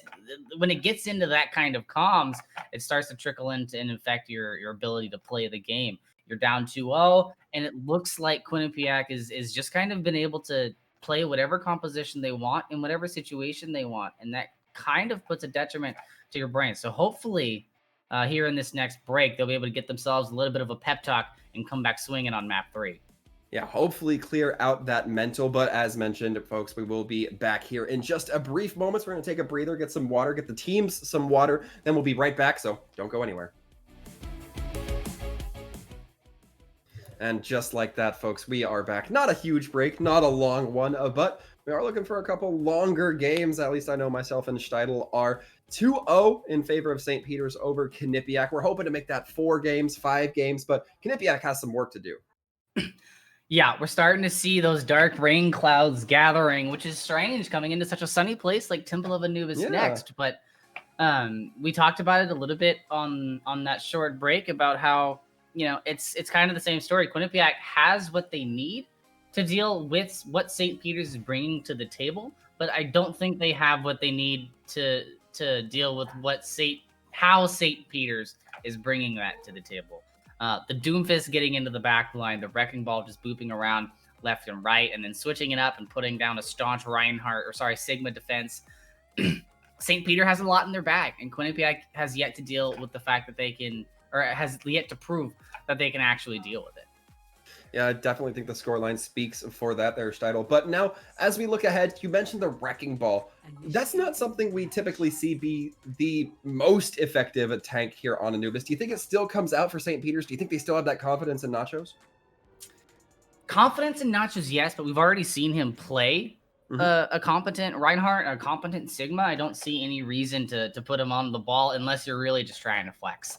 Hammond is a difficult tank to pull off, especially on this first point of Anubis, because where you're going to be fighting, although you can grapple to the fountain and have your fun spin to win, apart from that, it becomes a bit difficult to navigate the terrain. You've got your fancy wall jumps and your corner jumps and all of that, but executing a corner jump or a wall jump in the middle of a fight is a bit of a big ask, and you become a really, really easy target because of how predictable that jumping animation can be. Yeah, when you talk about, you know, being a target here, it seems like Quinnipiac slowly but surely tuning in onto that. So maybe an opportunity for them to turn their tides, turn their luck and skill just a little bit. We are seeing Mayonnaise on the Junkrat, and we were talking about it a little over the break. I do like that. I do like seeing that option come out. And it's a great option for burst damage. So no shields, big health pools are going to be a little bit wonky, but the key is playing around the Junkrat trap. Getting Blob to put themselves in danger and into a bad spot. We'll see if they really do expose Blob in that way. Initially, going to be the jump coming in from the Winston, takes a couple of shots, drops the dome shield though. The Baptiste dangerously low, Grub able to close that kill. That is extremely valuable. Has to be the Roadhog backing up, trying to tank some shots, but they just use their breather, and oh no, they don't notice. Quinnipiac. Yeah, Quinnipiac in the back. Yeah, sitting in the back, Riggs, he's going so slow. He doesn't want anyone to know he's there, but they're going to hear him when he teleports, but not if Blob is up there making a noise A beautiful set play there. Didn't pull it off as they planned, but Blob going in for the slam. As the teleport from Riggs comes through, he's able to get out. Riggs is there to clean up the damage. And this might be another situation where St. Peter's, twirling the knife with the left hand and just punching you in the face with the right as they look to really get aggressive here. Knipiak now holding this high ground. We see Mayonnaise throw in another trap, trying to catch out anybody they can, but Blob immediately finding that Sigma, not taking too much damage because of those shields that those abilities generate. And Knipiak still looking very good. Well, that was until Grub dropped. Losing that DPS is going to pull one of your teeth. Oh no, and they're waiting for the Mercy too. Woo, thank God Mayonnaise was there for the Guardian Angel option, but they're on point. The rest of Quinnipiac is dying. A very rough spot, and from the skies, Riggs drops down like Batman, ready to get that capitalization, letting themselves take a little bit of damage from that total mayhem as well. I like what Quinnipiac is doing. They made the right choice here. Their DPS are able to escape. The only situation is St. Peter's has added another layer. Now it's not just the Doomfist coming into your backline. When the Doomfist leaves, there's a Reaper there, and the combination of Riggs and Blob so far have just been absolutely impeccable. The way they've been combining their kits, beautiful. And we're seeing Rez throw in some hooks there, but might be a little bit more difficult for them to find it just based on the number of shields that exist within Quinnipiac's comp. We see Riggs on that high ground, jumping onto the Ash. Watch out, Grub. Barely able to get away using that coach gun. And Riggs looking a little bit disoriented, drops themselves right into the middle of the field just to take a death. It could have been a reset. I think he thought he was going to the stairs towards the Mega at first, noticed he wasn't, and said, oh, I don't have enough time left in the Wraith, might as well end this quickly. But Grub now getting aggressive. Rez gonna go ahead and take them out.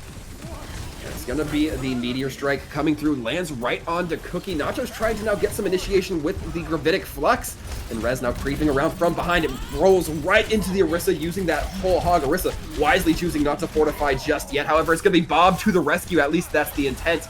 The trap going out, Mayonnaise able to buy a little bit of time and space, knowing that the Doomfist can't push into that trap. Now it's the Flying Death Blossom right onto the high ground, able to take down Mayonnaise, but still not a whole majority of the Quinnipiac team, and they have those faster respawns. They need to keep somebody on the point. Now the Nano onto Grub. This is where the Tracer can really deal some damage. The swap out coming through, lands onto the Ana, and now it looks like things have finally stabilized for this defensive team.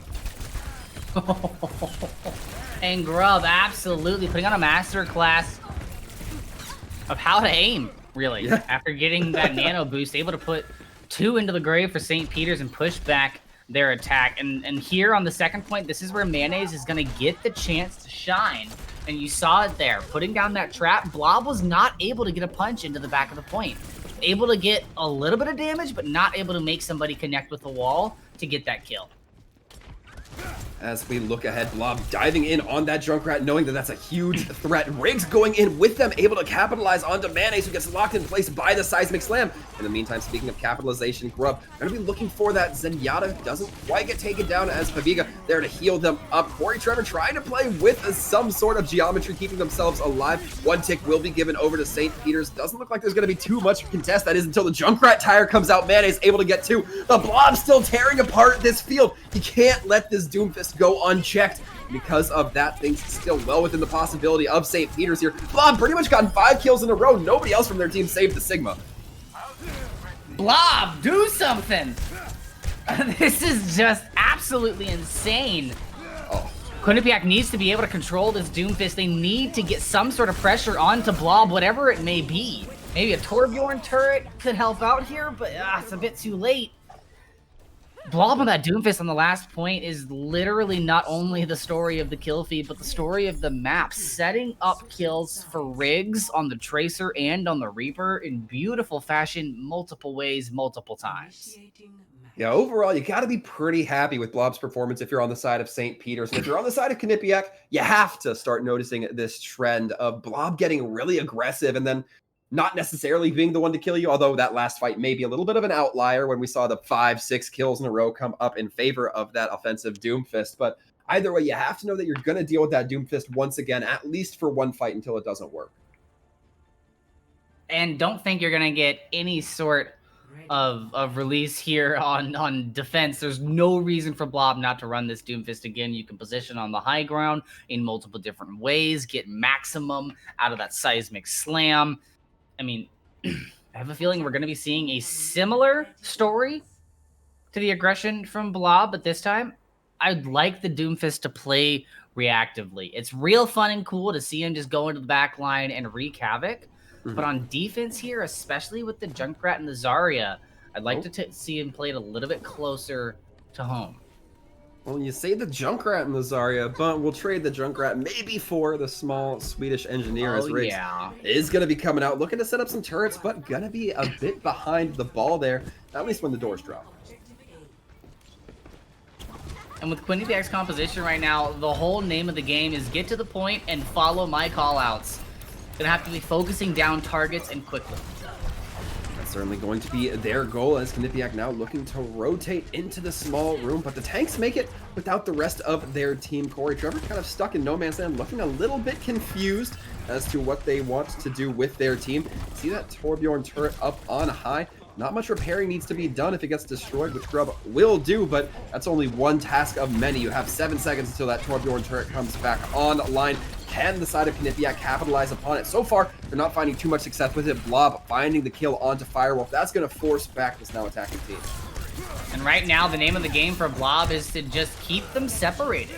He's not taking all of the kills right off of the bat, but what he is doing is he's making sure that the main tanks, the DPS, and the supports can't get together. They have to play separate, or else they're just going to get farmed. And a little bit of farming going off at spawn here as Blob not letting go of anybody. A dangerous game to play, but eventually will have to back out and get into a better position for the next push. And with St. Peter's playing like this, if you're Quinnipiac University, you need to save every single ult that you have and put them together in impeccable fashion. While they would find that opening kills, though, going to be a very difficult task to do. It will be the investment of the Meteor Strike and the Graviton Surge, rather, coming online that enables those kills. But now we're seeing St. Peter's once again slowly back off until they start feeling too much pressure, though. They're going to keep that applied towards the spawn of Quinnipiac, who now starting to lead in with Firewolf. Grub having that pulse bomb in pocket might look to sink it onto the Reinhardt. Reinhardt receives a nano boost, though. Firewolf takes down the Lucio, but that's about it. With that Earth Shatter coming in, everybody can walk in and get a little piece. The setup there was beautiful. They were gonna boop the Reinhardt as they came in, but didn't need to do so. The Fire Strike comes out. Firewolf sees the animation, or sorry, Rez sees the animation, gets the shatter out, completely annulling that push.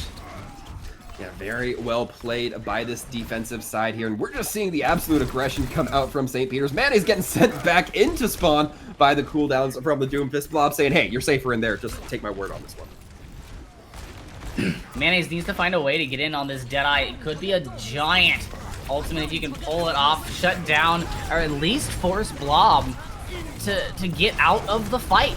Pop that Deadeye, make yourself a threat, get some protection from your Zarya. Maybe your team will be able to push forward, but Quinnipiac just can't group up long enough to stay in the fight.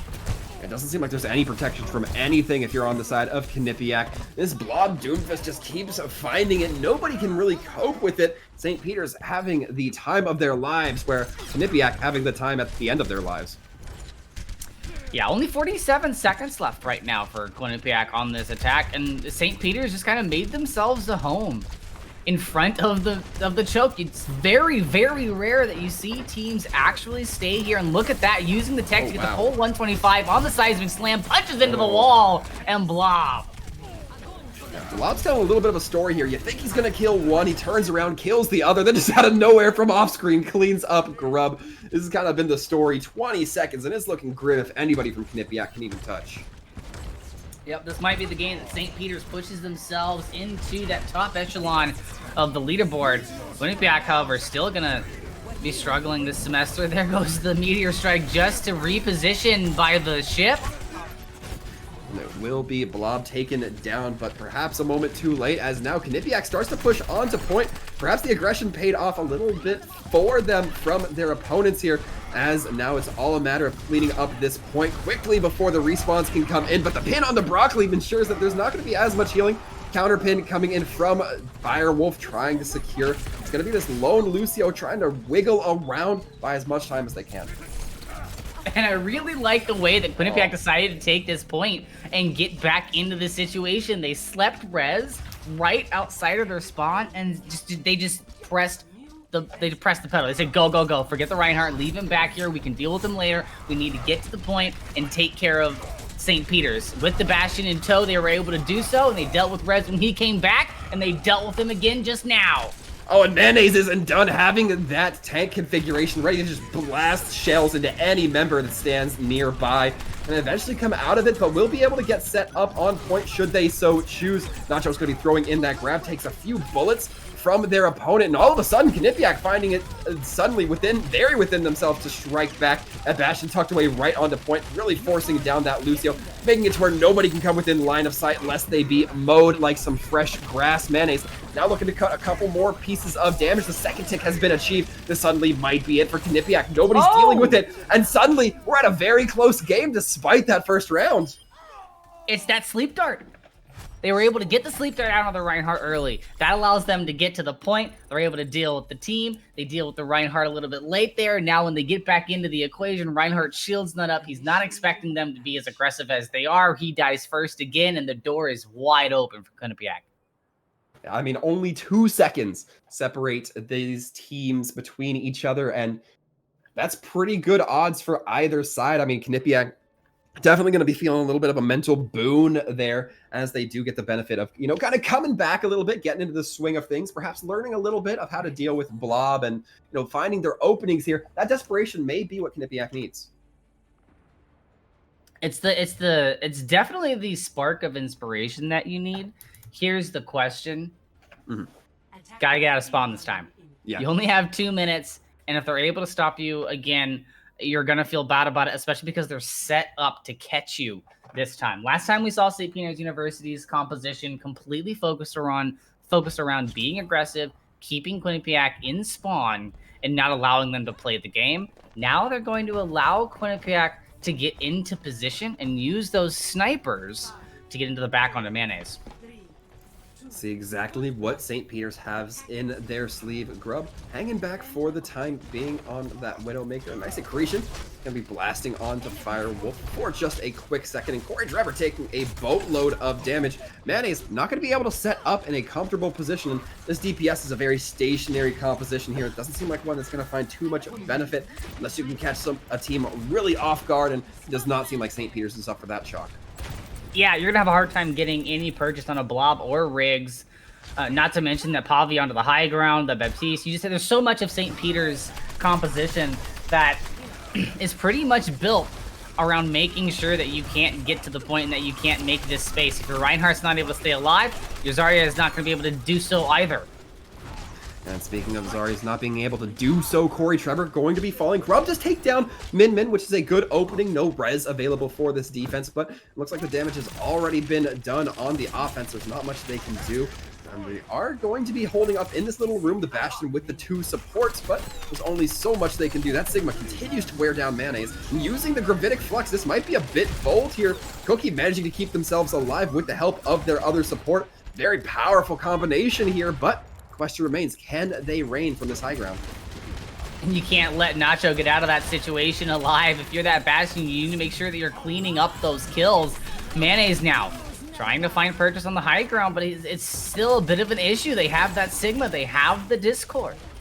Ooh, and Nacho's peeking just in front of his shield for a second, allows that Bastion to reign. Just too much damage. It's going to be the res for free onto Nachos. Will be brought back into this fight. No progress given over to Quinnipiac. And for Quinnipiac, that was a good push. They're slow, steady, calculated, but now you've got no time. You need to get to the point, and you need to make sure that Mayonnaise can get this tank formation up, or at least get there, but he can't! A tough spot. Riggs throwing that dragon superbly, able to get the damage in. Grub does take 1 kill, but will the Mercy be able to get the res? Nope, Mercy instead going to be focusing on Firewolf as the kills come through. Riggs turning around, sinking the headshot onto Grub. Overtime's going to tick down. This is looking a little bit more familiar to what we were perhaps expecting this title. That it is, but it's still not over just yet. Quinnipiac still has a chance to hold it here, and they did relatively well on their first defense. You're not incorrect there, but they need to give over no progress, not even a third.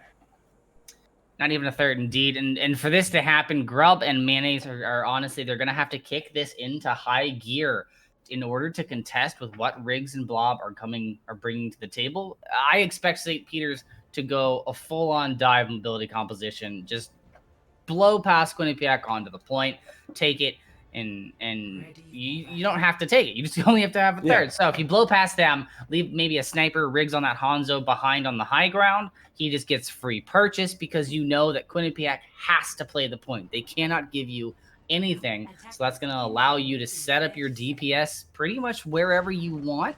And once that happens, St. Peter's is going to be able to get what they want. And to your point, if they do set up that sniper on high, which doesn't look like they're going to quite go with just yet, but if they do set up that sniper on high, it forces Quinnipiac to have to look in so many different directions, which they've already proven not exactly their forte. However, we do have a few seconds before they come out, and St. Peter's looking a little bit fast, a little bit speedy, a little bit divey. And Mayonnaise could be the big game changer here for Quinnipiac. May being able to freeze around the Genji, the wall, gonna be a bit of a task for Nacho. Gonna mess up those rollouts. Gonna have to be careful though. The aggro already in, and you're seeing the members of St. Peter's kind of trickle around from each and every angle to find the point. And now as we look, Quinnipiac trying to get some sort of presence here. St. Peter's continues to throw in this dive, not losing any members yet. They can survive this initial burst. It's suddenly going to be looking a little bit grim for their opponents. However, the Ash Dynamite going to be coming online, dissuading a few members back. And so far, Quinnipiac playing a solid defense, not looking too bothered. It's going to be the Maywall as well coming out, sectioning off those tanks. That's what I was talking about. To use the Maywall to disrupt the mobility as much as possible. And look at the ultimates, though. St. Peter's still building up a decent bank of ultimates. But luckily, Quinnipiac are still coming through with the kills. And if they can get Bob online, they're going to be able to feel really, really comfortable in this next attack. And with this Wrecking Ball going in a little bit aggressively, Blob throws out an errant Pulse Bomb, isn't able to find anything. Eats a Fire Strike, is forced to use the Rewind. You don't want to be on 50 HP as a Tracer. And with this now, they're just trying to do everything they can to stay alive. Nacho's now going to be throwing mines out onto the field. Grub, this is a quick thinking to get onto the high ground, away from that, but into the waiting arms of the Genji. And this is exactly what St. Peter's was looking for. Get your DPS set up around the point, trickle it in, get the Winston and Hammond in there to mix it up, and just let Riggs and Blob go nuts. And with that, go nuts and go get that third point. St. Peter's will be taking their third map here on Anubis over their opponents in Quinnipiac. Although, after a 2-2 game, or I guess a 2-3 game, that's still pretty good. It is still pretty good, and Quinnipiac, they started to show some real promise there towards the end. If this had been a best of 5, I think we would have seen Quinnipiac start to send a couple of more punches St. Peter's way. But St. Peter's, they had an answer for everything, as well as a couple of extra tricks in the bag to throw Quinnipiac kind of off their mantle a little bit. I would definitely have to agree as well. Blob looking very strong there. I think that it took a while, but Quinnipiac started to finally feel a little bit more comfortable fighting around him. Not quite enough to, put a point on their favor, but eventually with time, we'll hopefully see this team start improving. Like I mentioned before, they're not looking for the best record this summer or this semester so far. So hopefully that brightens up for them. And I definitely think they're on the right road. Definitely on the right road, but there's room for improvement. But hey, you can always get better, and that's what I expect to see from Quinnipiac when we see them next week. And we will certainly be seeing them next week. And we'll be seeing one member of St. Peter's here in just a little bit, as we do have a brief interview on the other side of this break. So folks, stay tuned. You don't want to miss it. Hello and welcome back, everyone. From that brief, little, small, insignificant break, we are here with Rez from St. Peter's University. So Rez, hello, welcome, and congratulations. Thank you. How you guys doing?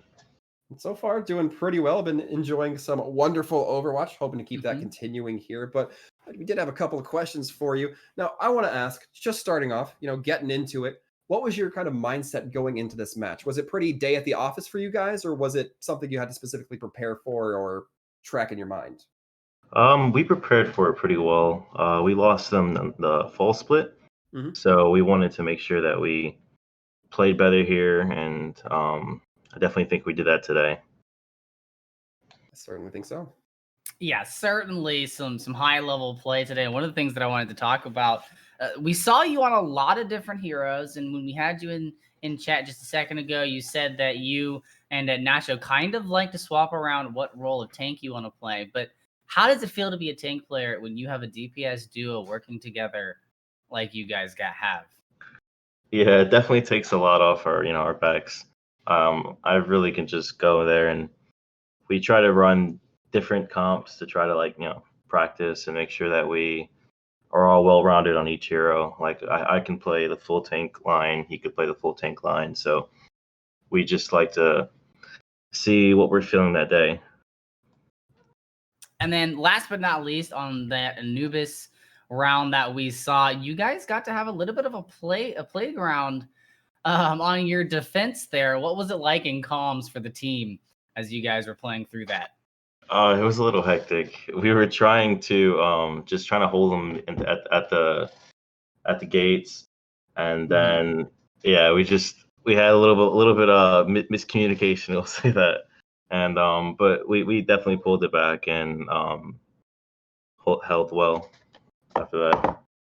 And then my last question before we let you go, we're getting towards the end of the split. There's only 3-4 weeks left. How are you feeling about your chances of getting into those playoffs? Yeah, I definitely think that we have a good chance. We're excited for the conference playoffs, and then the league playoffs as well. So we're just preparing for the good teams and trying to do the best that we can. Well, you can definitely tell that the preparation is paying off. I'm gonna go ahead and hand it back on over to Walden. Yeah, I mean, absolutely looking great from you guys so far. The 3-0, always a good score line to see there, Rez. But before we, I should say, let you go, I do want to give you the opportunity, give any shout outs, your team, your enemies, the enemy team, parents, friends, family, whoever you like. Oh yeah, I mean the team we played today is definitely good. We've played them lots of times, so it's always good fun when we play these guys. And I want to shout out to our 6th, 7th member of the team, Goonman. He's always there for our moral support. And yep, that's basically it. All right. Well, some wonderful shout outs there. Rez, once again, thank you for coming in here, answering a few of our questions, just hanging out in general. And once again, if you haven't heard it enough, congratulations. Thank you. Have a nice day, guys. Likewise. You too. And with that, Steidl, we are about ready to wrap up this game. However, we are not quite done. We do have Niagara versus UT Arlington in just a little bit. And as Texas boys, I know we're both going to be excited to see some UT action. Oh yeah, baby. I got my UT cup at the ready, baby. Let's go. No caster bias in this room. However, none. Folks, you're going to want to catch that on the other end of this break. So stay tuned. More Overwatch action coming at you. Hello and welcome back, folks, to our 4th and final game of the night. Niagara University versus UT Arlington. Sir Waltham and Steidl here to round out tonight's festivities. And from what I understand, Steidl, we're looking to get right on into it. Right on into it, indeed. Grab your bathing suit, ladies and gentlemen. We are heading to the sunny shores of Ilios.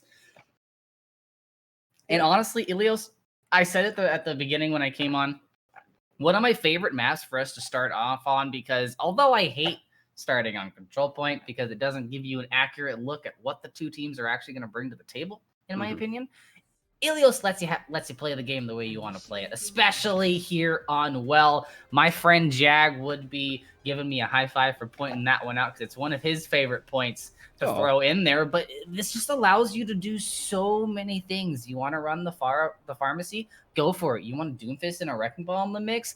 That's a lot of fun. Echo McCree, throw it in there. Everything works here on Well. So I'm excited to see what UT Arlington and Niagara are going to bring to the table. I hear you, Steidl. I'm ready for the Torbjorn, the Sim, the I guess the Zarya and Roadhog, which is actually, I guess, viable in that instance, and then like the Ana, and another Sim, I guess. We'll call it that. But for now, it looks like my crazy compositions are not going to be coming to fruition. Instead, it will be the Orion Zaryas.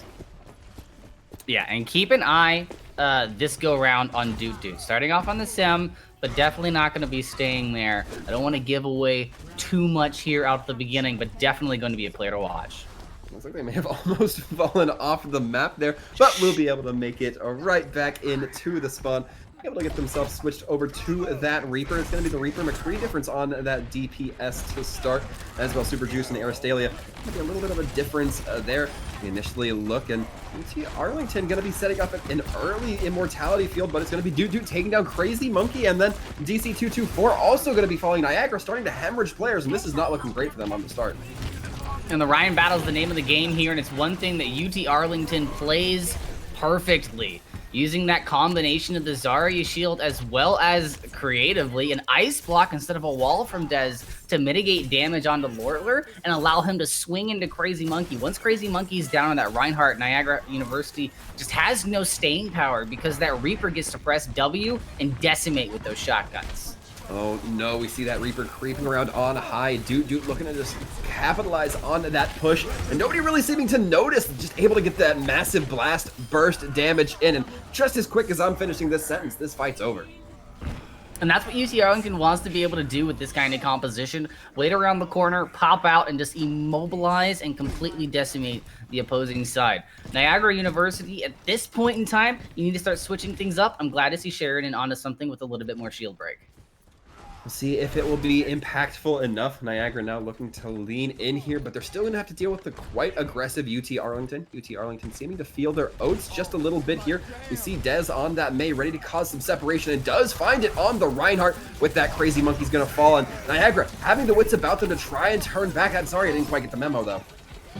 Yeah, they're lucky enough that Lortler's Shatter didn't find anything, but the rest of UT Arlington there to pick up the pieces, and they're only going to use one ultimate in that engagement, and right now, Lortler is not the only thing that Niagara University needs to be keeping track of. Dez on these walls has been deadly. Velvet Demise needs to get that speed boost in time so that they don't get caught, but that's Aristalia.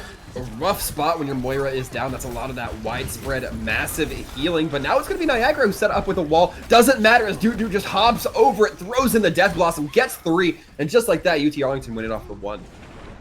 Dude, as I like to say when watching UT Arlington play, they're going to be pushing all the way up to spawn now, and Niagara University not going to be able to get out of this Graviton to touch a 100-0 for UT Arlington.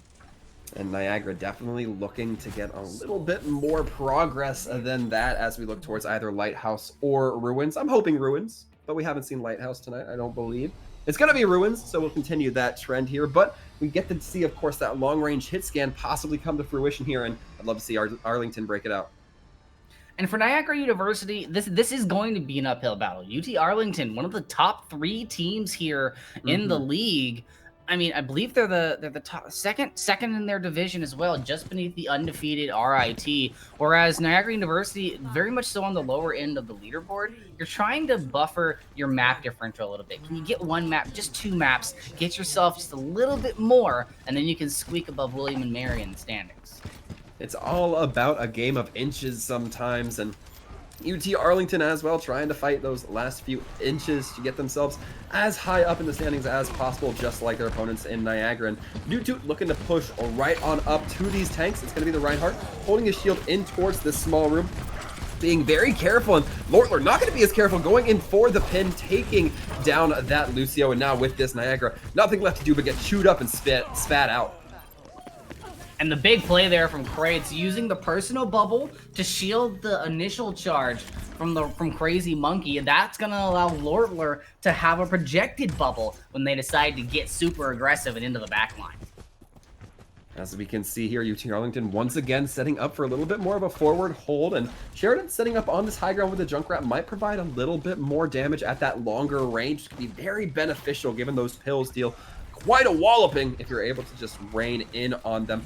And right now, Niagara University not going to be able to capitalize too aggressively. The Earth Shatter coming in from Lortler goes in with the pin onto Crazy Monkey. The cleanup is there. Immortality field from Super Juice, as well as kills from the Baptiste themselves. And with this now, UT Arlington continues to hold as they take upwards of 33. Can we just talk about the fact that Lortler launched himself over the wall of Dez to get that shatter, and Dez had the presence of mind to drop the wall, so the shatter landed on all of Niagara University. Excellent play there. Some good team cohesion we're seeing come out from Arlington so far. And now it looks like they're almost just kind of taunting Niagara to walk through that main center pillar. It's going to be the Riptire coming out. A nice self-bubble coming in from DC224. Might not be long for this world, though, as it's going to be quite the walloping. Now it's going to be Dez taking it down that Zarya. And Niagara managed to get 2 kills with the Riptire, but it's not enough. And this is beginning to be a bit of a situation of a war on 2 fronts. You have Lortler, Dez, and Creates there on the front line for UT Arlington, being an absolute bugger and just demanding attention, but then Doot just kind of floating around on the outside with Colby. And Sheridan does get the kill on Decreets, which is great. That means the grab will not be online for UT Arlington until that Zarya comes back in the fight. Niagara has to be careful and keep that in mind. We're seeing now them take up some presence on point. The Earthshatter goes out as well as the Blizzard. You don't need the grab if you're going to have this kind of CC on the field. Niagara now losing member after member once again. It's a story we've seen many times here tonight. Doot getting sent flying into the air. The Flying Blossom, as it is, gets 2 kills. Yeah, you're going to see the Graviton get committed there as well, but Niagara not going to be able to put anything on the board. UT Arlington had all the cards there. And the war on 2 fronts is really how the story of this map. You just had Dez, Creates, and Lortler demanding attention in the front. You had the Lucio speed boosting the Reaper just all around the back, and then Doot just hides around a nook and a cranny with the Death Blossom, and there's your team fight.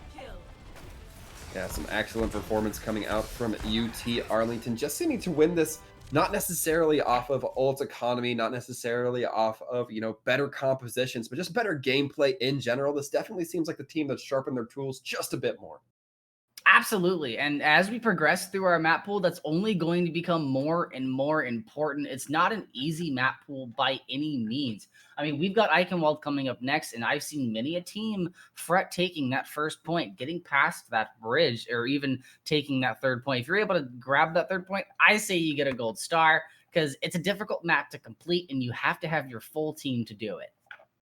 Certainly, it comes down to a very similar fashion of those assault maps where you really need your full team committed to that final fight at that last point to really make it all the way, really get that point to tick over.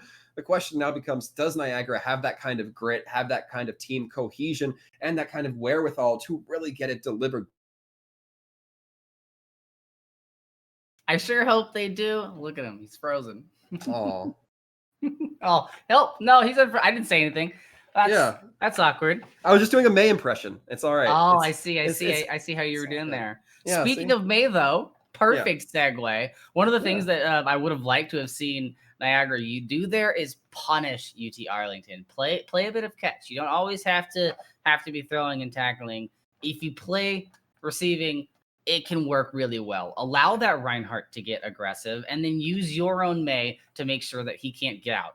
Make sure that the wall is up so that their May can't get something in front to disrupt you guys while you're making it to the point. Maybe put it so that it cuts off a sight line. Then you can speed boost, break the wall. Your whole team now can get in to the point. But the May coming out from UT Arlington was just throwing such a kink into the works for them. They needed something hardcore to get through that. And whether that means that you need to switch to a bit more of a mobile composition, go around or over the wall, something needs to change and something's got to give. Of course, I've liked the kind of concept of breaking the wall. That's become more and more possible lately with the breakable pillars of ice coming through. It seems like teams aren't quite as quick to react to that, mostly because it requires a almost instantaneous call of which pillar you want to focus. And sometimes it's not easy to give it credit, but certainly an option Niagara has if they're willing to put that focus ahead of them. But now they need to focus on Eichenwald, as we do see it coming up next on the map's screen. Do you expect any specific heroes here, Steidel? Going into Eichenwald, I wouldn't be surprised at all to see the aerial battle come back into the mix. The Echoes have been absolutely stellar here on Eichenwald, as well as the Doomfists. Not really a hero that I expected to see too much of, but with the geography and the topography, if you will, for Eichenwald, you're able to use that seismic slam in a lot of situations. So a team like UT Arlington that is coming in this with a bit of a chip on their shoulder, I wouldn't be surprised to see an aggressive play like the Doomfist come out. Other than that, tank-wise, I'm not expecting too much of a switch up. You're going to keep the Reinhardt, and if you're going to keep the Reinhardt, you're going to bring that Zarya right along. If you give a mouse a cookie, Attacking, I'd like to see that dive. I want to see the Winston Diva come back out. The Winston Zarya, a very, very popular and powerful combination. That double bubble here on Eichenwald. It's just important to control the high ground. That's what I'm expecting. Mobility a little bit, but high ground control is your creme de la creme, or your bread and butter, if you please. Well, I think I do prefer a little bit of bread and butter over just drinking raw cream. But that being said, my culinary tastes aside, it looks like we'll have a little bit of a sneak peek at what Niagara is going to be running first off. See the Junkrat and Soldier come through here. Not necessarily the worst option if you expect a Mei, although on the attacking side, you probably wouldn't expect it that much. Although they do have the Rein Zarya, to their credit. Yeah, both Rein Zaryas, and support line for Niagara, I'm a little bit iffy on this one. You're running the Reinhardt, you need that Lucio to get in and out of these fights, and UT Arlington has one, which means that Reaper, Reinhardt are going to be coming at you really, really quickly, and you don't have the ability to disengage. So that Immortality field is going to have to be flawless, and Arastalia is going to have some pretty killer reses. And already we're seeing UT Arlington use that speed to their advantage. They're going to push through that choke, immediately take down two Crazy Monkey and Sheridan, both quick to fall. Doot continues to press up. The Brez does go off from Arastalia, but not going to matter too much as Crazy Monkey gets picked up right again, right into a giant pin. Now it's a little bit of Lucio versus Soldier action here, but the Soldier just going to be backing off. Bread, just trying to hang in the wings, but eventually will be cleaned up. And Creates Creates was absolutely cracked there, getting a full charge almost immediately. I mean, that lamp was active for all of 0.3 seconds before it got melted down, and then you just saw the Zarya beam go from target to target, calling it out, and UT Arlington followed up. Excellent performance here. Now we're seeing UT Arlington get so aggressive. They're going to be taking this high ground. A very good spot that the defense will certainly be wanting, but in order to get it, they're going to have to push into a Reaper, into a Doomfist, into the Reinhardt and Zarya. Just a few members trying to push into, or push rather, the cart for the attacking team. Much more so concerned with the positioning, and given on their performance, I can't blame them.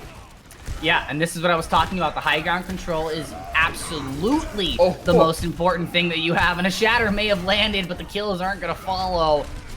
They don't even have to do anything as far as following the payload. You take that high ground, you win that fight, and look at how much time it gives you, and look at the positioning it allows you to take.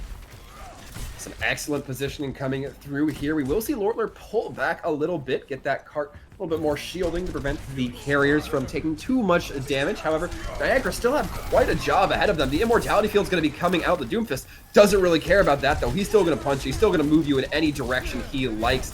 Amplification Field comes out, lands onto Sheridan, and now the small room going to amplify the punch, all that and more, too taken down by the Meteor Strike. His cart's made it to second already. And Dez continuing to give us a masterclass here on this Doomfist, and I just want to break down right now how UT Arlington is handling what Niagara is trying to do. They're sending in Dez to be a little bit of a disruption, and while all of that noise is being made, they speed boost Doot and Lortler side by side into the enemy Reinhardt. Give him a bubble so that he can just swing away, and little by little, Crazy Monkey's health pool goes down, and a Death Blossom can take the whole team out in that situation.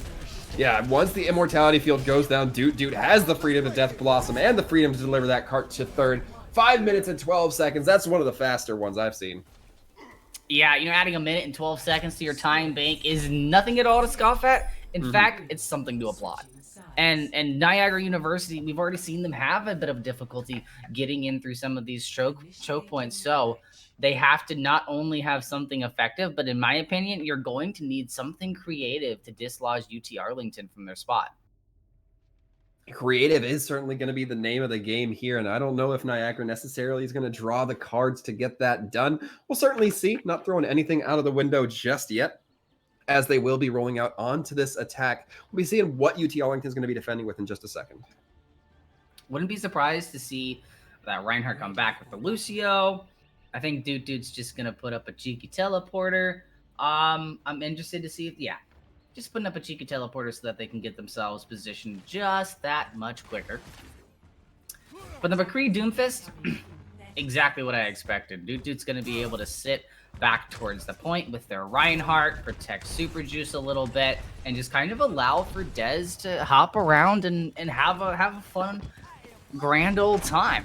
It's going to be really important for Niagara University to figure out where the Doomfist is staying and preemptively deal with what's going to happen. Because they know the combinations. They know he's coming. Yeah. Does not look like they have the most beneficial comp to deal with that Doomfist. No McCree, no May, nothing to slow him down. Junkrat to knock him away. That's if you're very aware and can help out whoever he chooses to jump. We see Dez up high on that bridge, or over that bridge rather.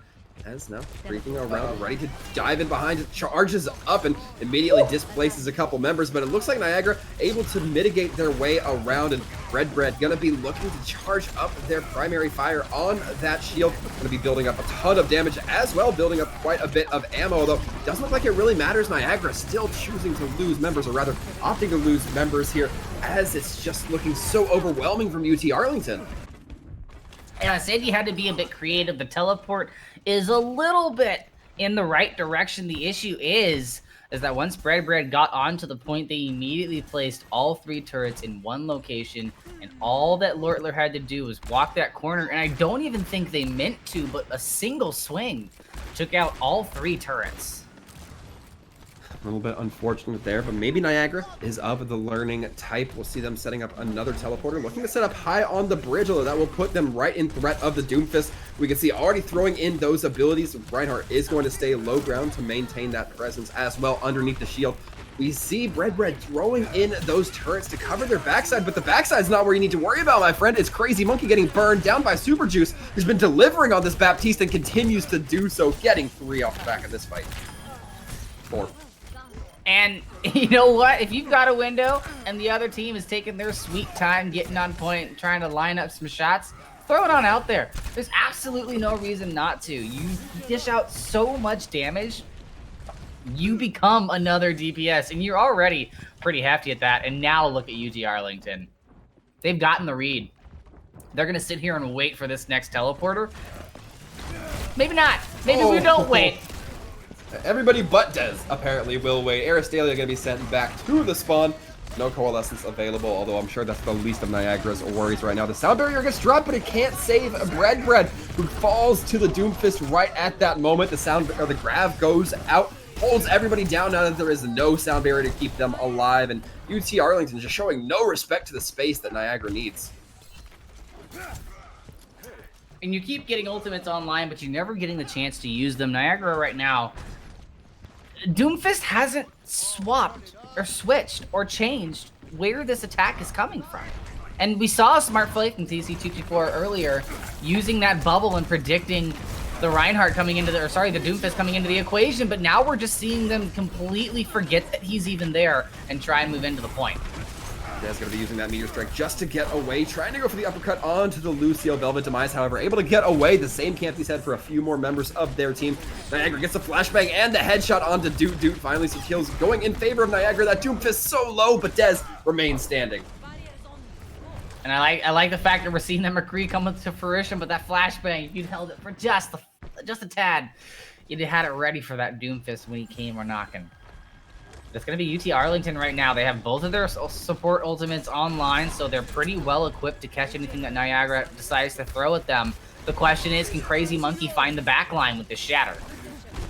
Sheridan does have that Death Blossom almost online. A good opportunity here to push up on this Reinhardt. Lortler getting thrown around. However, the Reinhardt strikes back. Lortler going to be pinning in, getting the kills, and with that, everybody with the Reaper dies. And at this point in time, this is when, you're just going to have to scramble and see if you can get somebody on point and get something to happen. I would have liked to see maybe a May come out a little bit, help slow down that Doomfist. He goes for the punch. You can wall him off. Not going to be the case here, as UT Arlington manages to take their second map over Niagara, who admittedly had just as strong a first map as they did second. Admittedly, that's true, and Lortler really is putting down a masterclass, and he wouldn't be able to do it without Colby and Super Juice on his back, but look at the reaction there. Gets the pin, sees the kill in the back of Super Juice getting the Reinhardt, and goes, oh, well, if I just killed Zarya and he just killed Reinhardt, let me kill all of these guys with this hammer down. Yeah, it's a little bit of a party. Yeah. Fantastic. And I mean, Matt Reinhardt looking to keep the party going, and so are we. However, Shidle, we're gonna have to take a breather. We're gonna have to go out and get some refreshments because we do have a small little break. But UT Arlington versus Niagara continues at the end of this break. And we are live. We're back, folks. Style 24 and Sir Waldom here to bring you the action as Niagara University and UT Arlington face off in what could be the third and final map. Could be, and statistically, this kind of makes sense, Steidel. I know we're supposed to be a little bit more objective, but you mentioned that UT Arlington second or third in these standings, and Niagara not quite up to that level of play just yet, but hopefully we'll be seeing some improvements, at least for me, when it comes to some of these teams. That's what I'm hoping for at the end of the day. Yeah, right now, as far as the individual conference standings go, UT Arlington is in second place, just beneath the undefeated RIT. But overall standings with this, if they're able to pull out this win here, they are going to be going up in the overall standings into second place and dismounting Marist College, who previously had a 9-1, dropped to a 9-2 today with their loss against DePaul earlier. So if UT Arlington able to pick up this 3-0 here, they're going to give themselves a nice little bump going into the next week. And it certainly looks like momentum is in UT Arlington's favor as well. We are about to head on to Anubis, as we saw on that map selection screen. And Anubis, there are certain characters that work well with it, right? We saw Junkrat coming out from Niagara, which can work well on Anubis. But really, UT Arlington just seems to have these compositions on lock as well. We saw the Doomfist, we saw the Reaper performing very well, and we've already seen tonight some Reapers and Doomfist combinations work extremely well on Anubis additionally. And for Niagara University, you really only have two options when it comes into this Anubis defense. You either prep for the dive or hunker down for this Reinhardt that's just been walking through your team and figure out a way to shut them down. And whether that means risking it a little bit and putting an Ana into the mix so that you can get an anti-out, or just making sure that you're dumping the right resources into your own tank, that they can't do that. But it looks like UT Arlington is going to go for the second scenario, and that's going to be the dive and mobility, which is becoming a bit more favored here on Temple of Anubis. Just bypass that high ground, jump around that bridge, get yourself onto the point, cause some havoc, and force the enemy team to have the right kind of shot calling to make sure that they're focusing targets, because UT Arlington definitely is. I have to agree there. The proof is in the pudding, as said by FBI Tugboat. But now we look here, and I actually like this from Niagara. They have a Torbjorn who is excellent against dive. They have a Junkrat who can mitigate a lot of dive. DC-224 on the Sigma as well. Accretions can stop a lot of things. The question is, can they handle UT Arlington fast enough to really take advantage of these choices? And you're seeing the Torbjorn turret already taking a bit of damage. And Sheridan here on the Junkrat taking the low ground. Needs to be careful getting up. Oh. Beautifully timed to trap out that Hammond. That's exactly what you want to see from your Junkrat. Yeah, definitely going to be keeping their Baptiste a little bit safer, making it so that Wrecking Ball can't just fly in and knock everybody off that high ground. Redbeard throws down the turret before getting destroyed by Creets on that Diva. Unfortunate loss there, but at least you have half the turret still standing. At least you would if Creets hadn't taken that down as well. UT Arlington continuing to pick apart this team, and Niagara having a few remaining members, but they just don't quite have the point presence to start getting any kills. Yeah, and a beautiful boot from Lortler to completely send the Niagara University team into a bit of disarray. They had themselves together on that high ground and were effectively holding, able to zone out Lortler. Doot wasn't having too much success getting into the back line. No doubt, thank you to Bread on the turret. But with Lortler's boot, once that ball got dispersed, the fraggy nature of UT Arlington's composition rang true. As we can see now, UT Arlington leading in with quite a few ultimates about to become active. Lortler at 90% for that minefield. Just being able to clear out that point or making it a little bit more dangerous to play might not even be relevant at this rate. It's gonna be the trap actually taking care of Doot. And now the respawns are starting to come in from Niagara, but it's not gonna matter. That Wrecking Ball making sure that is a lethal zone. First tick achieved. It's going to be second tick soon as well here, Shuttle. And they should be able to mitigate the respawns here. No quick movement coming out from Niagara University here. 5 minutes for UT Arlington to start things off. And we saw the same story twice. Doot this time around, getting shut down. Niagara University, they're catching on to it. They're starting to deal with it. The issue is that at this point in the matchup, you got to be a little bit farther along in the process of how do we start taking away the weapons that UT Arlington is bringing to the table, because you eliminate Doot does impactful, but not crazy impactful that round. It was a story of Lortler and Colby, the two of them, that tank support duo, able to help dislodge and like I love saying, cause disarray and confusion. Yeah, disarray and confusion, definitely not something that these teams like Niagara are as adept at coping with. No disrespect there, it just seems like they get kind of lost in the shuffle every once in a while here, Steidl. But now it's going to be up to Niagara to go on the attack, go on the offensive, and try to shake things up. UT Arlington now going to be bunkering down with the Ryan and Zarya. And the Ryan Zarya here is a smart move. What I'm interested to see come to fruition is the fact that Niagara University, for the first time today, is showing mobility-based composition. They're looking to do a similar move to UT Arlington. They want to get in and get brawly. My issue is that the Soldier 76, there's not a lot of burst damage apart from that Helix rocket. You're going to need a little bit something extra working with Crazy Monkey in order to get that damage out to secure kills, or else Super Juice is just going to heal through it.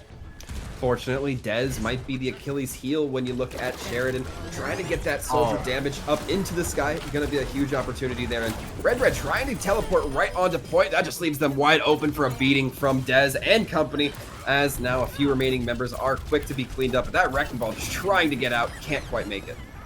Yeah, Niagara pretty much just walked in, held up their playbook, and said, here, read this. What are we going to do? I mean, the second that Symmetra walked into that bottom right room, you saw Lortler drop from the high ground with the rest of UT Arlington, so that when they walked out of the teleporter, they were walking into a hammer. Some excellent decision-making there from UT Arlington. As we see Doot holding up above this room on the right, making it to where a little bit more lethal for Niagara to suddenly get tucked in there. Crazy Monkey going to be hopping on to the Reinhardt. So going to be perhaps forgoing a little bit of a faster composition. Does still have the Winston, played by DC224. Might be looking to contest some of that high ground, but it's going to be very difficult.